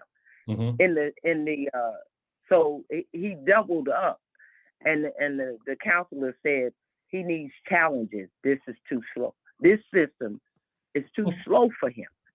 So he needs more challenges. Things to teach him. And then I thought about the vibratory rate that Sister Abel talks about in the study guide, about the more that we go over and pick up additional data, that our vibratory rate will get faster and faster. And I guess that's when we'll know a lot in a hint. That's what I was thinking about. In a hint, it doesn't take too many words, like name that tune. And I can do it in two. I can do it in 2 notes. Yes, sir. So that's all I have to say. Thank you, beloved. Oh, thank you, sister. Sister Deborah L. Muhammad has a course that she teaches, the Supreme Wisdom Educational Curriculum, I think is what it is. And the one thing we learned in her class was that the educational system of this world is based on a Prussian model from the 19th century, and it was designed to take away critical thinking, and it's the same system that's in place today. So you're 100% correct on that. I would recommend going to her YouTube channel, and she has a whole host of videos about education, and it is truly eye-opening, the wealth of knowledge that she has on her YouTube channel. It's Deborah L. Muhammad.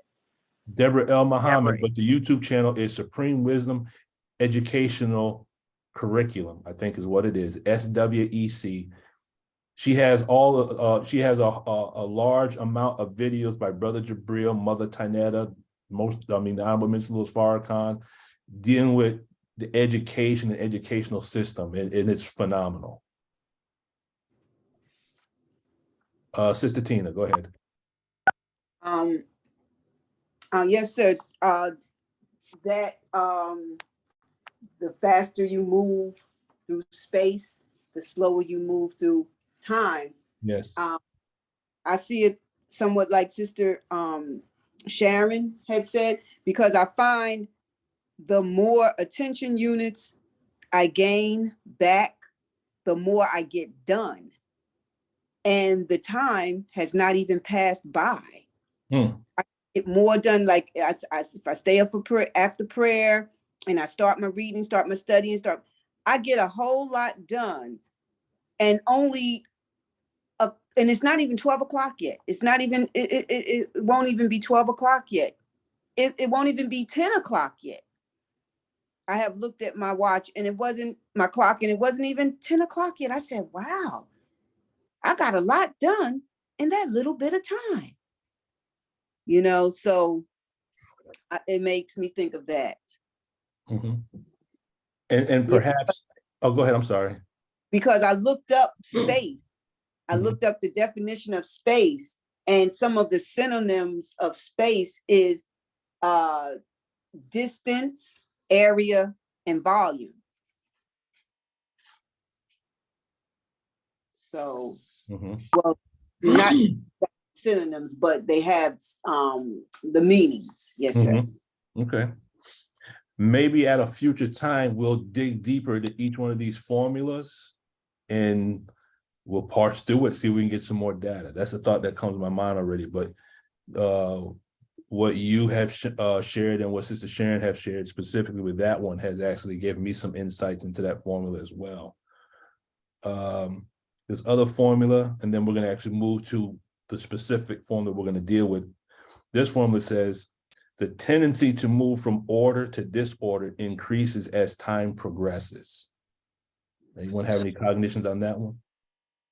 As you move through, as you move through time, there's a tendency to go from order to disorder.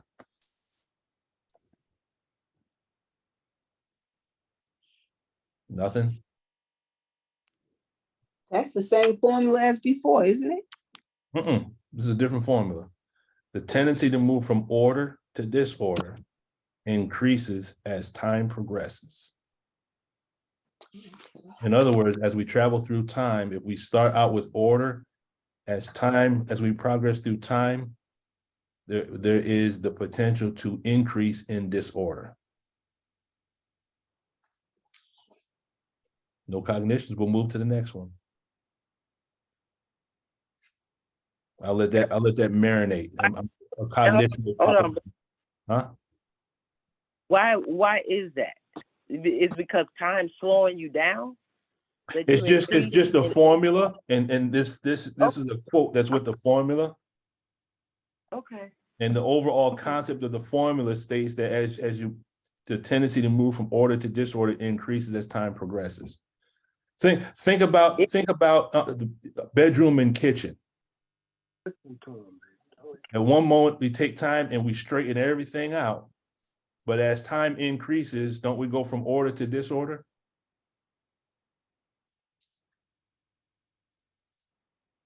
Okay. Silence.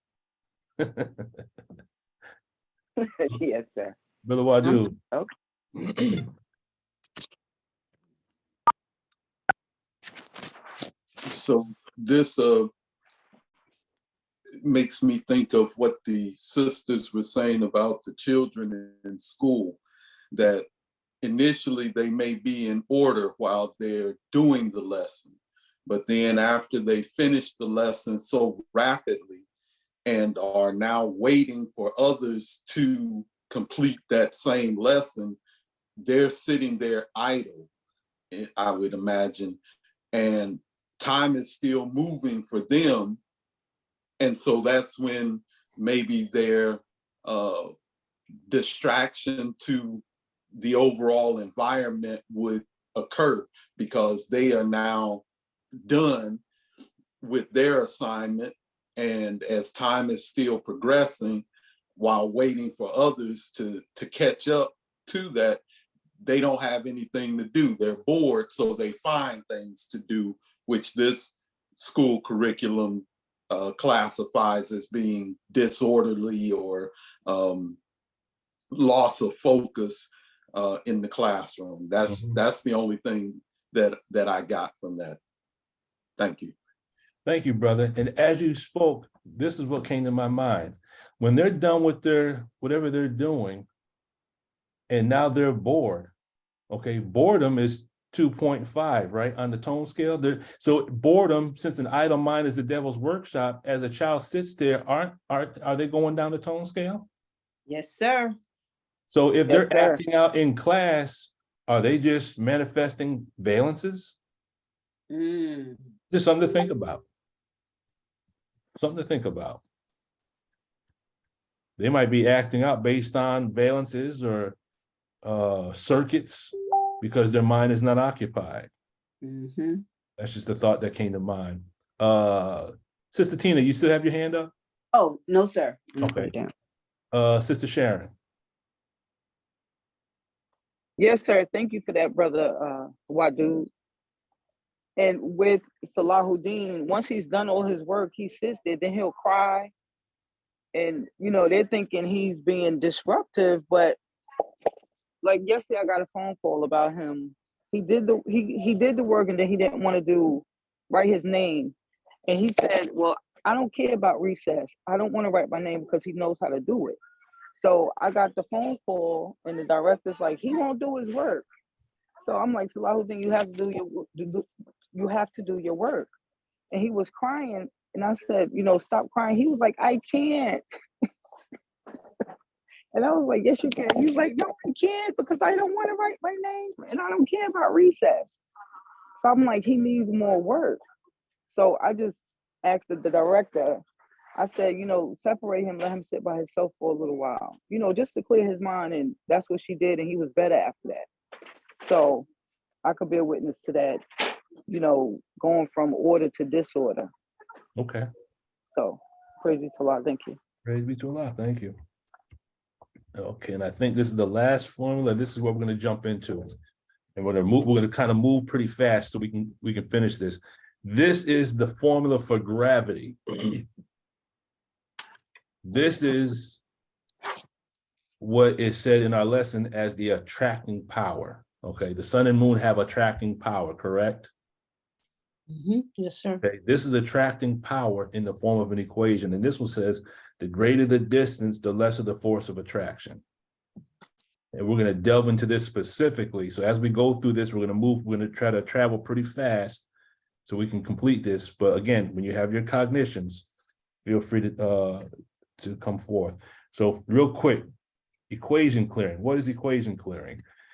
Let's look at word clearing first. This is going to take about 60 seconds. I'm going to move fast through this because we've covered this before. But word clearing is a concept that they teach in the tech. And equation clearing is a concept that I just applied the concept of word clearing to clearing equations. So that as I come up with new equations that I have to work for in my homework or school or studies, I do the same thing with the equation that I do with the word, okay?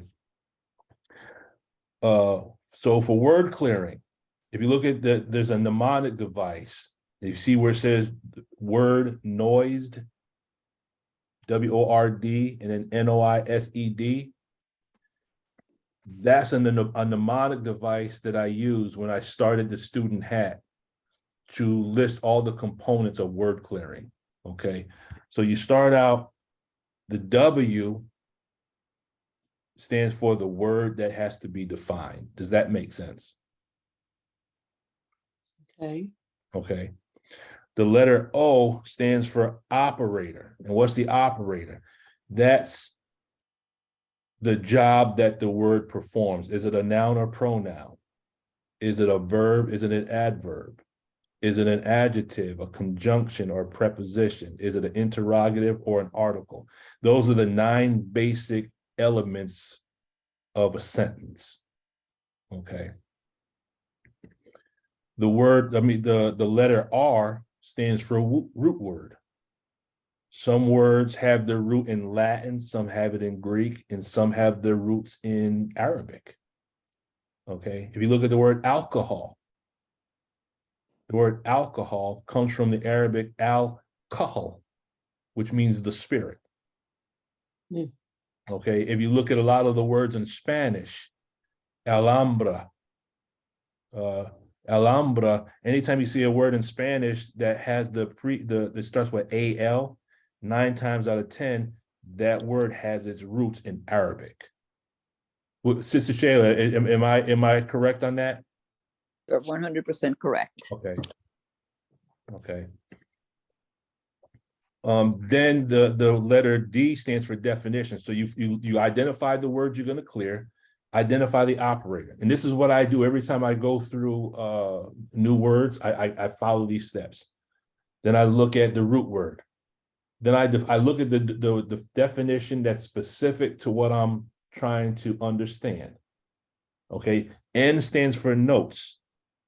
I look at the antonyms. I look at what the past tense of this word is. Okay. What is the difference between the word formula and formulae? Okay. One is singular and one is plural. So I look at the past tense, I look at the plural. Okay. Then I look at the other definitions, because now the other definitions is going to give you more data that's going to unlock some more of this DNA inside of us to allow us to extract some more wisdom. Because have you noticed you go through certain words and then you'll see a definition and your mind will shoot to something else that you didn't even consider? Have you ever experienced that? Yes, sir. Okay. Then I look at the idioms. An idiom is the way in which the word is used that you can't understand, that you won't be able to understand if you break the word down. So if I said he kicked the bucket, if I cleared the word kick and I cleared the word bucket, neither one of those are talking about dying, correct? Right. Okay, so an idiom is a phrase that tells you nothing about what it means. Okay. The S stands for synonyms. I look for other words that are synonymous with this word, because now the more words that are synonymous, if I'm writing a paper, if I'm writing an article, have you ever read an article or read something where the person only had one word to represent the concept and you see redundancy in the article? Mm-hmm. Versus finding 5 different words you can use, it kind of gives more flow to what you're writing. Mm-hmm. Okay. Now the word E stands for elements. This doesn't come from student hat. Elements, when you deal with prefix, suffix, and word roots, it comes from when you study medical terminology. So when you study medical terminology, the prefix gives you clues as to what this word represents. Okay, the suffix of the word gives you clues. The root word usually gives you the body system or body part. Okay, so that's something specific to medical terminology, but I incorporate that in my word clearing because it increases my understanding of words. And then what I started doing recently is I diagram a definition. I'll take a word, look at the definition, and then I diagram the definition. I draw a picture to represent that definition. And I usually try to do it in the form of start, change, stop, or a cycle of action. I look at the definition as a cycle of action. Okay. And as you go through all of this, the understanding of that word goes from short-term memory into long-term memory. Okay. Sister Sharon, you still got your hand up? Oh, no, sir. Okay. So again, the mnemonic device word noised, N-O-I-S-E-D, each one of those letters just represents a step in the process of word clearing. Does that make sense? Mm-hmm. Yes, sir. Okay. So what is equation clearing? Okay, this is the basic. I won't go into in depth. Maybe we'll do that another time. But the basic concept of equation clearing is based on Surah 87, verse 1 through 3. And you've seen this many times. It says, in the name of Allah, the Beneficent, the Merciful, glorify the name of thy Lord, the Most High, who creates, then makes complete, and who measures, then guides. So when I clear an equation, I try to use the same concept. So to create, we look at this is a cycle of action, correct? Creates is the start. To make complete is the stop. And to measure and guide is what produces the change, correct? Mm-hmm. Yes, Okay, sir. you see that as a cycle of action. Now, the way I apply this to equations is the creates. That's when I actually start with the equation. I'll write that equation down. And then to make complete is I need to understand what is the end result of this equation. What is it that I'm trying to figure out? Okay. Is it velocity, which, time, distance with respect to time. So what is the end result? If I study the equation, I work this problem out, what is the end result? So I start with the equation and I understand where I'm going with it. And then when you deal with measure and guide, the word measure gives you the various operations that are in this formula. And how many operations exist in mathematics? Is that the pen? Huh? Is that going to, reading, writing, 4. 4. Yeah. Add, subtract, multiply, divide. That's it. That's all you get. Mm-hmm. All you get. So I look at the equation and I look, okay, what are all the operations that are in this equation? Okay. And then guide represents what are the rules that come along with these. And the first rule we studied was what? Math students, what was the first rule? The restrictive law of mathematics is called? What, PEMDAS? PEMDAS. PEMDAS. Restrictive law of mathematics. Okay. So now equations as demo kits. Now here's where we're going to get into the meat of it, and then here's where we're going to end it. So here's the formula. We already went over it. This is the formula for gravity, but now we're going to make it applicable to self. Every letter represents a number. Okay, so here's the formula. So the word gravity is synonymous with attracting power. That's found in Lost Found Muslim lesson number 8. Okay, the sun and moon have what? Attracting power. Meaning what? They have gravity, and this gravity is represented in this formula. Does that make sense? Yes, sir. Okay, now we're going to do equation clearing.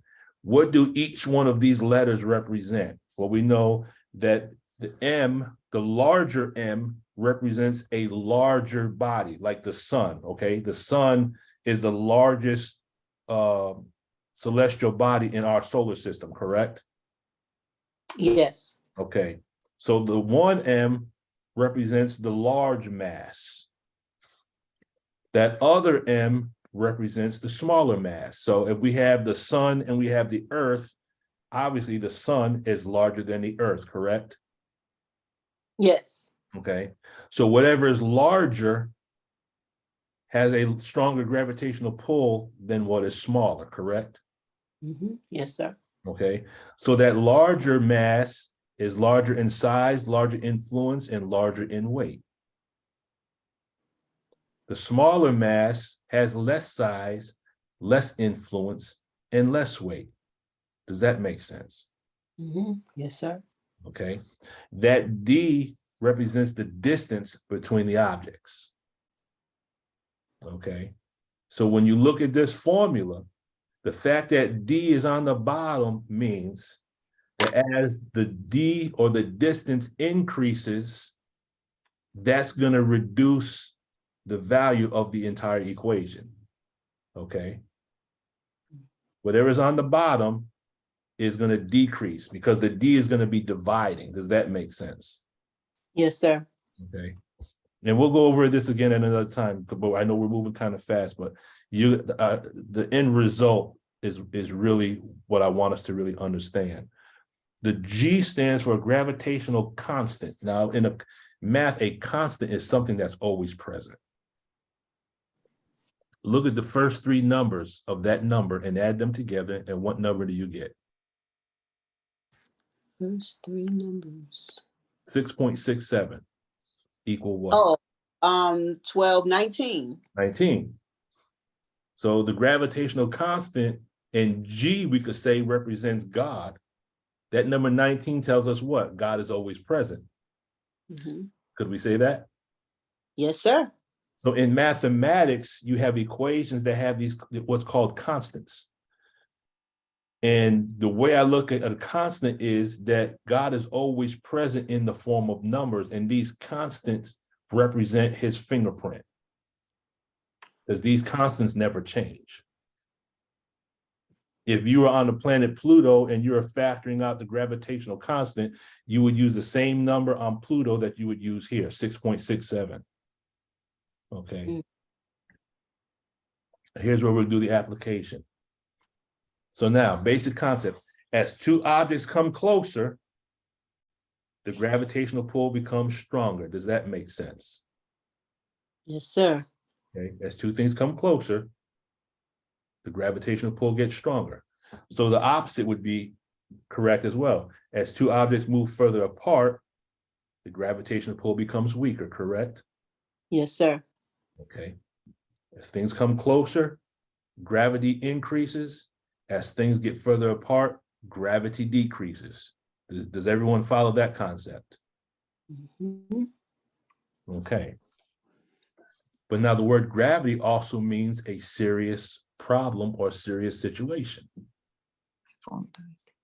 Okay. That means our environment causes re-stimulation when there are persons or things that diminish our tone. So the closer we get to certain people, what happens to our serious problems? They get bigger? They get bigger depending who the person are. If they are high tone, they minimize. So if a person is a suppressor, the closer we get to a suppressive person, what happens to our tone? It goes down. Okay. And the more distance we can put between ourselves and a suppressive person, what happens to our tone? It goes up. It goes up. Okay. So our serious problem, our gravity, increases as suppressives come into our environment, and our serious problems decrease when we get away from them, correct? Right. Okay. Yes.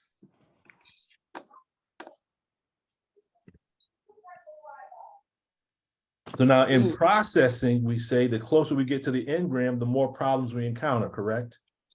Correct.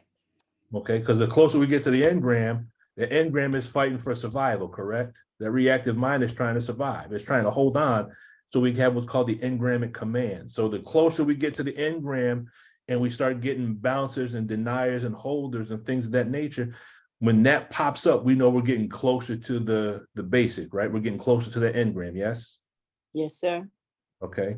So it follows, so Dianetic processing follows this formula for gravity. The closer, the shorter the distance we are, meaning the closer we get to the reactive mind, the gravitational pull or the serious problems increase, correct? Yes, sir. So now when we remove the charge, we are actually decreasing the gravity, which means we're decreasing the serious problem, or going back, I can't remember who it was, I think it might have been Sister Denise, we are decreasing the weight. So when you look at that, the fact that she weighs other than her own self, if she has a heavy weight, that means that there's some gravitational pull somewhere. There's some other objects that are in her environment that's causing some serious problems. Can we say that? Yes, sir. Because if we're not disciplined with one meal a day, and if we're eating all different times of the day, are we eating because we're hungry, or are we eating because we're stressed? That's stress. Stress. We have other weights on our mind, correct? Yes, sir. Okay, and these weights have a gravitational pull on us, and that's what's increasing our serious problem, which is our diet and our health. Does that make sense? Yes, sir. Okay. So when you look at self-determinism, as we increase self-determinism, we're going up the tone scale, correct? Yes, sir. And as we go up the tone scale, are we giving more distance between our analytical mind and our reactive mind? Yes, sir. So as we increase the distance between our analytical mind and our reactive mind, what's happening to our serious problems? They dissipate. We're solving them. Right. We're solving them, which means what? They're decreasing. Right. Okay.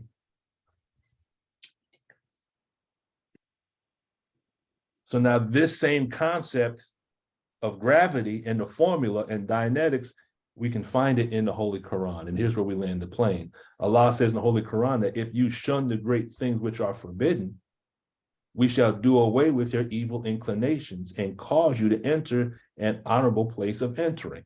So here we have a cycle of action. Shun the great things which you are forbidden is where we start, correct? Yes, sir. The change will be, we shall do away with your evil inclinations, correct? Yes, sir.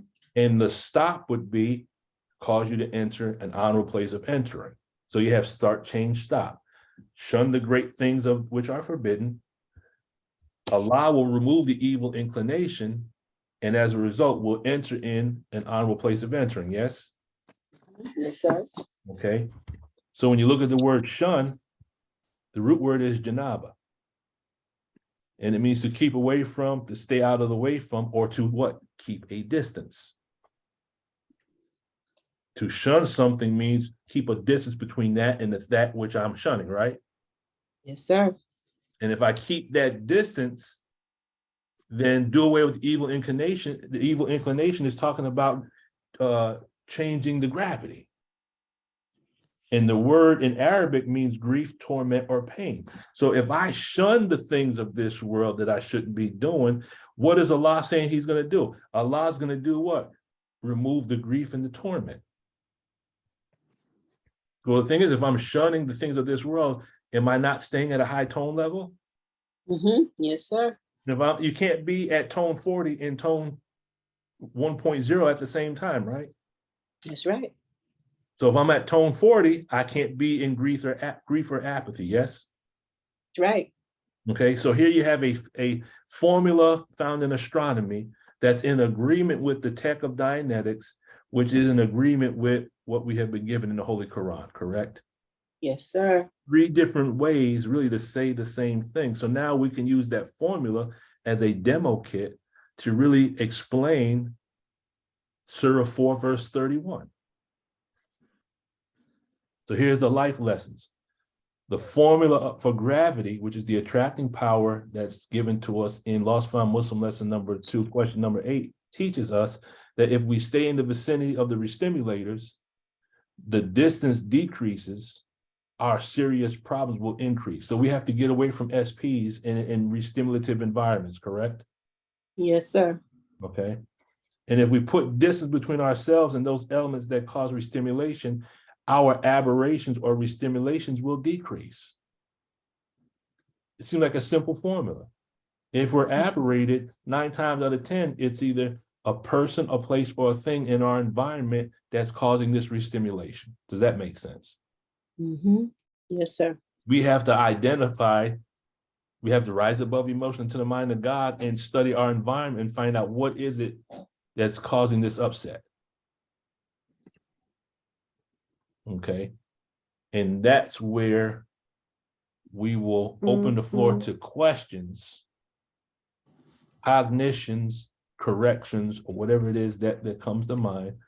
That's pretty much that concept. I mean, there's more information, but as you can see, this has been 2 hours already, but there's more information. Does anyone have anything they would like to share? Go ahead, Brother Timothy. Yes, sir. I was just thinking about when you were talking about the dragon and the gravity. And I remember the minister said in the, I believe it was this lecture, The Evil of the Hypocrite, the Enemy Within. He said it's a person that drags on you and drags you, in a sense, drags you down. So I thought about that being dragged down the tone scale. Yes. By a suppressive person. Yes. Or even our own, valences within that whispering. So that's something that kind of came to my mind when you were talking about that. Mm-hmm. So when you look at that dragon, the external dragon, the minister said drag on, that person outside of self is like a dragon. In the language of Dianetics, that is the SP or the suppressive.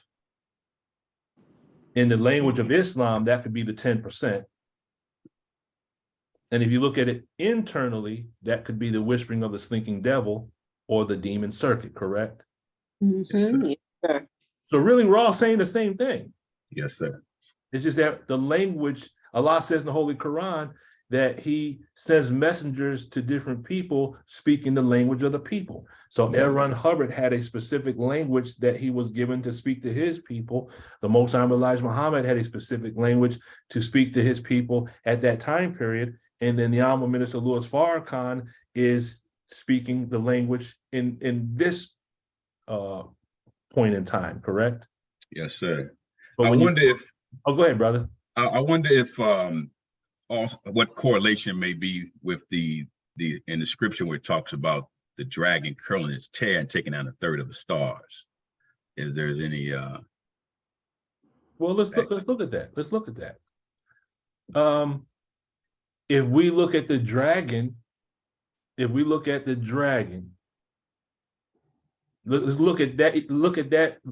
that concept as an equation. Okay, take the word dragon. Okay, that represents the variable in the equation, and interchange the word dragon for the reactive mind. Mm. So now we say the reactive mind takes out 1/3 of the stars. What does that mean? If the stars represent the believers, I'm just saying if the stars represent the believers, we're looking at this from a mathematical standpoint, and the reactive mind takes away 1/3 of the stars, can we say that, can we apply that by saying that just specifically with the believers who did not follow the instructions of the Honorable Minister Louis Farrakhan with regards to the tech, does that mean in his absence that the reactive mind of the believers will cause them to fall away from the nation while he's away. Absolutely. That's just, it's just another Yes, way to sir. look at it. Right. Okay. Yeah. That So- chastisement and grief. I started to think about that grief being that chastisement. Well, that's what the Talk minister about- says in right. That's what the minister said in the divine destruction. Divine destruction. Yes, sir. Absolutely. Yes, sir. Okay. So if grief is a tool, so in other words, Allah's going to set the country on fire. The minister gave us fire equipment. He gave us what we need to be firemen and firewomen to get through the fire. And it's called Dianetics. Because the Dianetics will allow us to unlock the self-improvement study program at a higher level now. The tech is just a tool. Mm-hmm. But when grief happens, you know, and I think specifically when my mother passed a couple of months ago, I grieved for about a day. And then brother Robin called, he straight wired me the day after my mother passed. And it was just like, yeah, I miss my mom. And I mean, when we finally went and put her in the ground, I cried for a minute, but I wasn't hurting like that because I perceived death as different. Allah says in the Holy Quran that death is ordained and we are not to be overcome, that we change your state for another. Meaning death is just a change from one state to another state. I don't know what that state is, and I'll worry about that when the time comes. But just by the straight wire, and when he called me, he started talking. I said, Brother Rob, I know what you're doing. And by the time we got done, I was laughing the day after my mother passed. So now, just that being the case, if we have the tech, and as we go through what we go through, some of us the past 2 or 3 years have gone through some painful stuff. Me personally, my mother passed, my older sister passed. There's a brother named Brother Roosevelt. I don't know if anyone knew Brother Roosevelt down in Atlanta. Yes, sir. You knew Brother Roosevelt? Yes, sir. I know his wife too, Sister You know Ermin. Sister Ermin? Yes. I went to school with Sister Ermin, and that's where I met Brother Roosevelt when I was in college. Oh, yes, sir. Mhm. And I'll share this story just because I love Brother Roosevelt. When I first met Brother Roosevelt, he was a diehard Christian, and I would come to his office. It was called the Lead Center at SUNY Oswego, and I would come to his office, and we would have debates back and forth between Islam, the Holy Bible, and in the teachings. Mm-hmm. And at that time, I was what we call a student director of Alana Affairs, and that was African, Latino, Asian, Native American. And my position allowed me access to the vans. I would take students down to the mosque in Syracuse, New York. And I remember the day Brother Roosevelt stood up and accepted. And I also, and when you talk to Sister Ermin, you know, you can joke around with her. I used to do the study group at the college, and Sister Ermin used to come to the study group, and then I realized why she was coming to the study group. She was coming to get her at FOI. Okay. So I went to school with Sister Ermin, and I've known Brother Roosevelt ever since I met Brother Roosevelt right after I finished pledging. So that was 1990s when I met Brother Roosevelt. Brother Roosevelt and I were very, very close. We were very close. I love that. The brothers still talk about Brother Roosevelt. He made an impact here in Atlanta. Yeah, he made an impact in because he was the associate dean of students in SUNY Oswego. And he did a great work up there. And what Brother Roosevelt used to do is after we would have our conversations, he would send out to secure a room, and he would have them bring food, and he would tell me, brother, come back, and he would invite the students back, and he would allow me to teach kind of like what I'm teaching now, but it wasn't Dianetics. I was talking to the students with regards to the teachings, what was given to us by the Honorable Minister Louis Farrakhan, and then bringing students to the mosque in Syracuse. Mm-hmm. That's how Brother Roosevelt and I met. Was I played a video in one of the dorms. He heard about it, and he was very angry. And the title of I'll just say it was one of Dr. Khaled's videos, and it was one of those, you know, how Dr. Khaled used to title those videos with some hardcore titles. Yes. And there was one in particular that I played, and Brother Roosevelt was offended. But when we got behind closed doors, anything he said, he couldn't defeat the teaching, and the brother wound up accepting. Praise be to Allah. Praise be to Allah. I mean, but when that brother passed, it hurt me to my heart. But I know death is not the end. So that's Right. anyway. I'm rambling again. So, anything else before we close out? Because this will be it until next Wednesday. Because inshallah, we'll get there Friday afternoon. I'm going to strive to get us together on Saturday in one of those gaps in time, probably after the plenary session. But I'm going to send out, for those who haven't already, just if you like, put your number in the chat. I'm going to send out a text to everyone where we'll be meeting at Savior's Day, just so we can have a little meet and greet. Because I said it before and I say it again. Some of y'all, I'll walk past on Savior's Day, won't even know who you are because I've never seen you.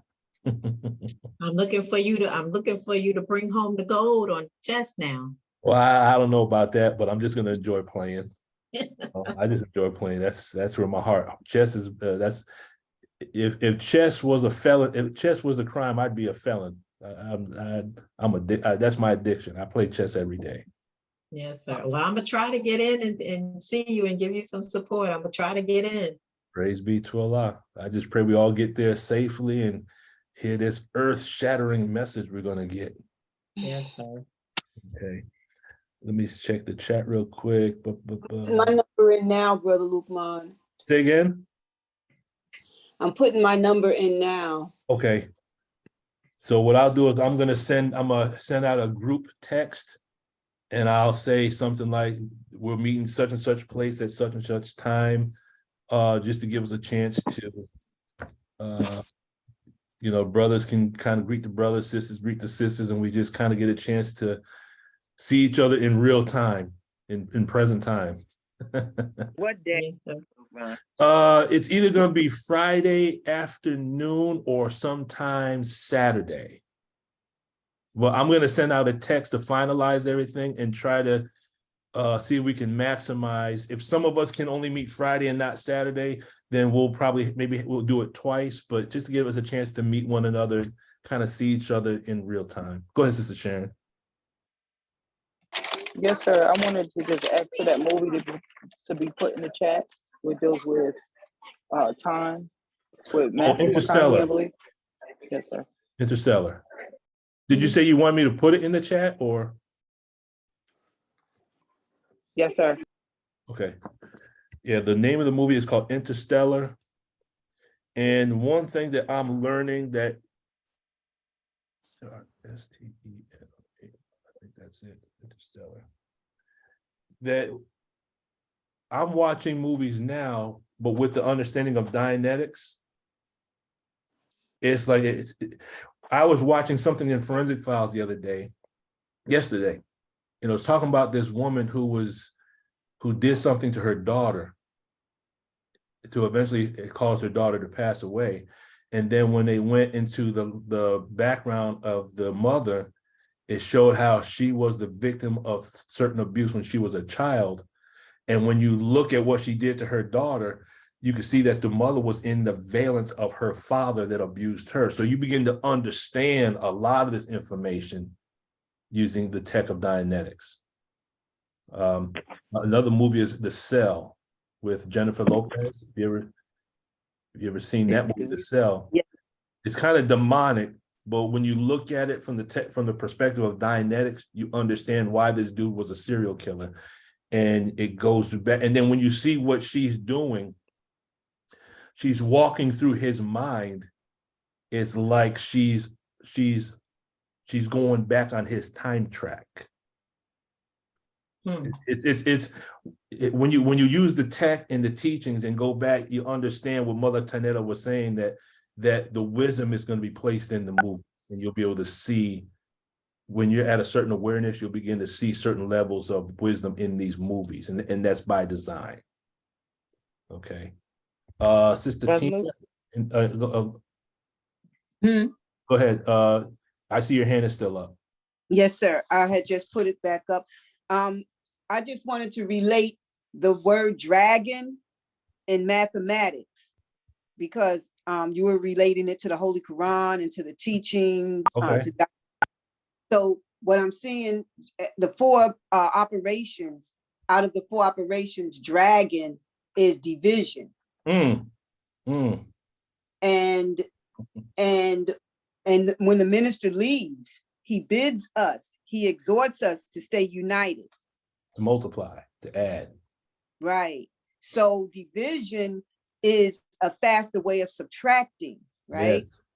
So when we find ourselves, and this is where I was looking at myself through division in mathematics and the dragon, if I find myself becoming divided with the believer, with my brother, my sister, I have to look inside myself to see what has been subtracted from me to become divided in regards to the believer, in regards to the word, in regards to the minister's instructions to us.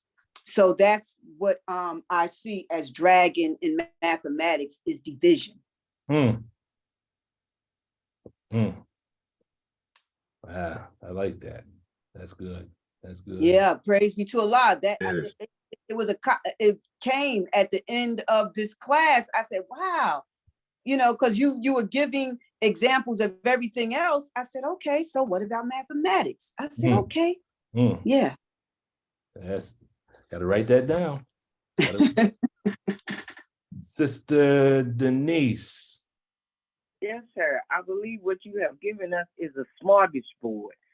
I'm gonna have to decide which one I'm gonna have to eat first, because it's much. It's so much dessert and everything. But the word interstellar, I don't know which synonym is it? INTER or is it ENTER? It's INT. Oh, interstellar. Interstellar. Stellar or stellar?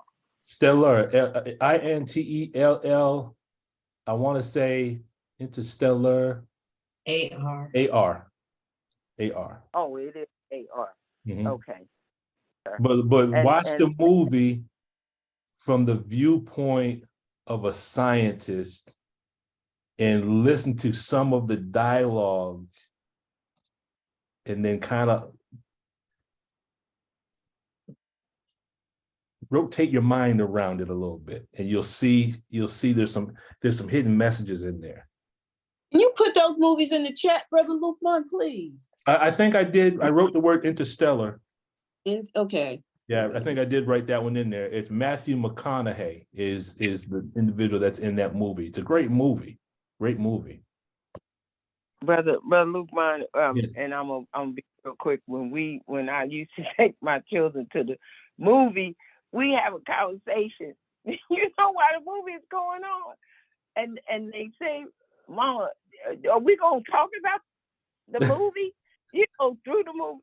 And I say, "Yes." He said, well, "I want to be entertained." I say, "That's something you do for yourself. When you come to the movie, it's almost like a program is going on, okay? So it's going into your mind. So yeah, we're gonna talk about it right now. Like I'm gonna have to debrief you.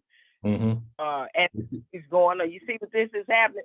Mama, you're not gonna do that yet. And so now they do it. They say, you're not just watching the movie, your mind is being programmed. You may not want that program in your mind, in your computer, which is your brain. So I thought that, as you were saying, there's so many cognitive thoughts that's coming through my mind. I have to slow my brain down. Maybe I need to go somewhere like Sister was saying with her son and just be myself, because, everything is, I feel like stuff is being downloaded on as well. Thank you, beloved. Well, I'll say this: when we have cognitions, I believe those cognitions are no different. You know how sometimes during the night your phone has to do a download to upgrade the operating systems?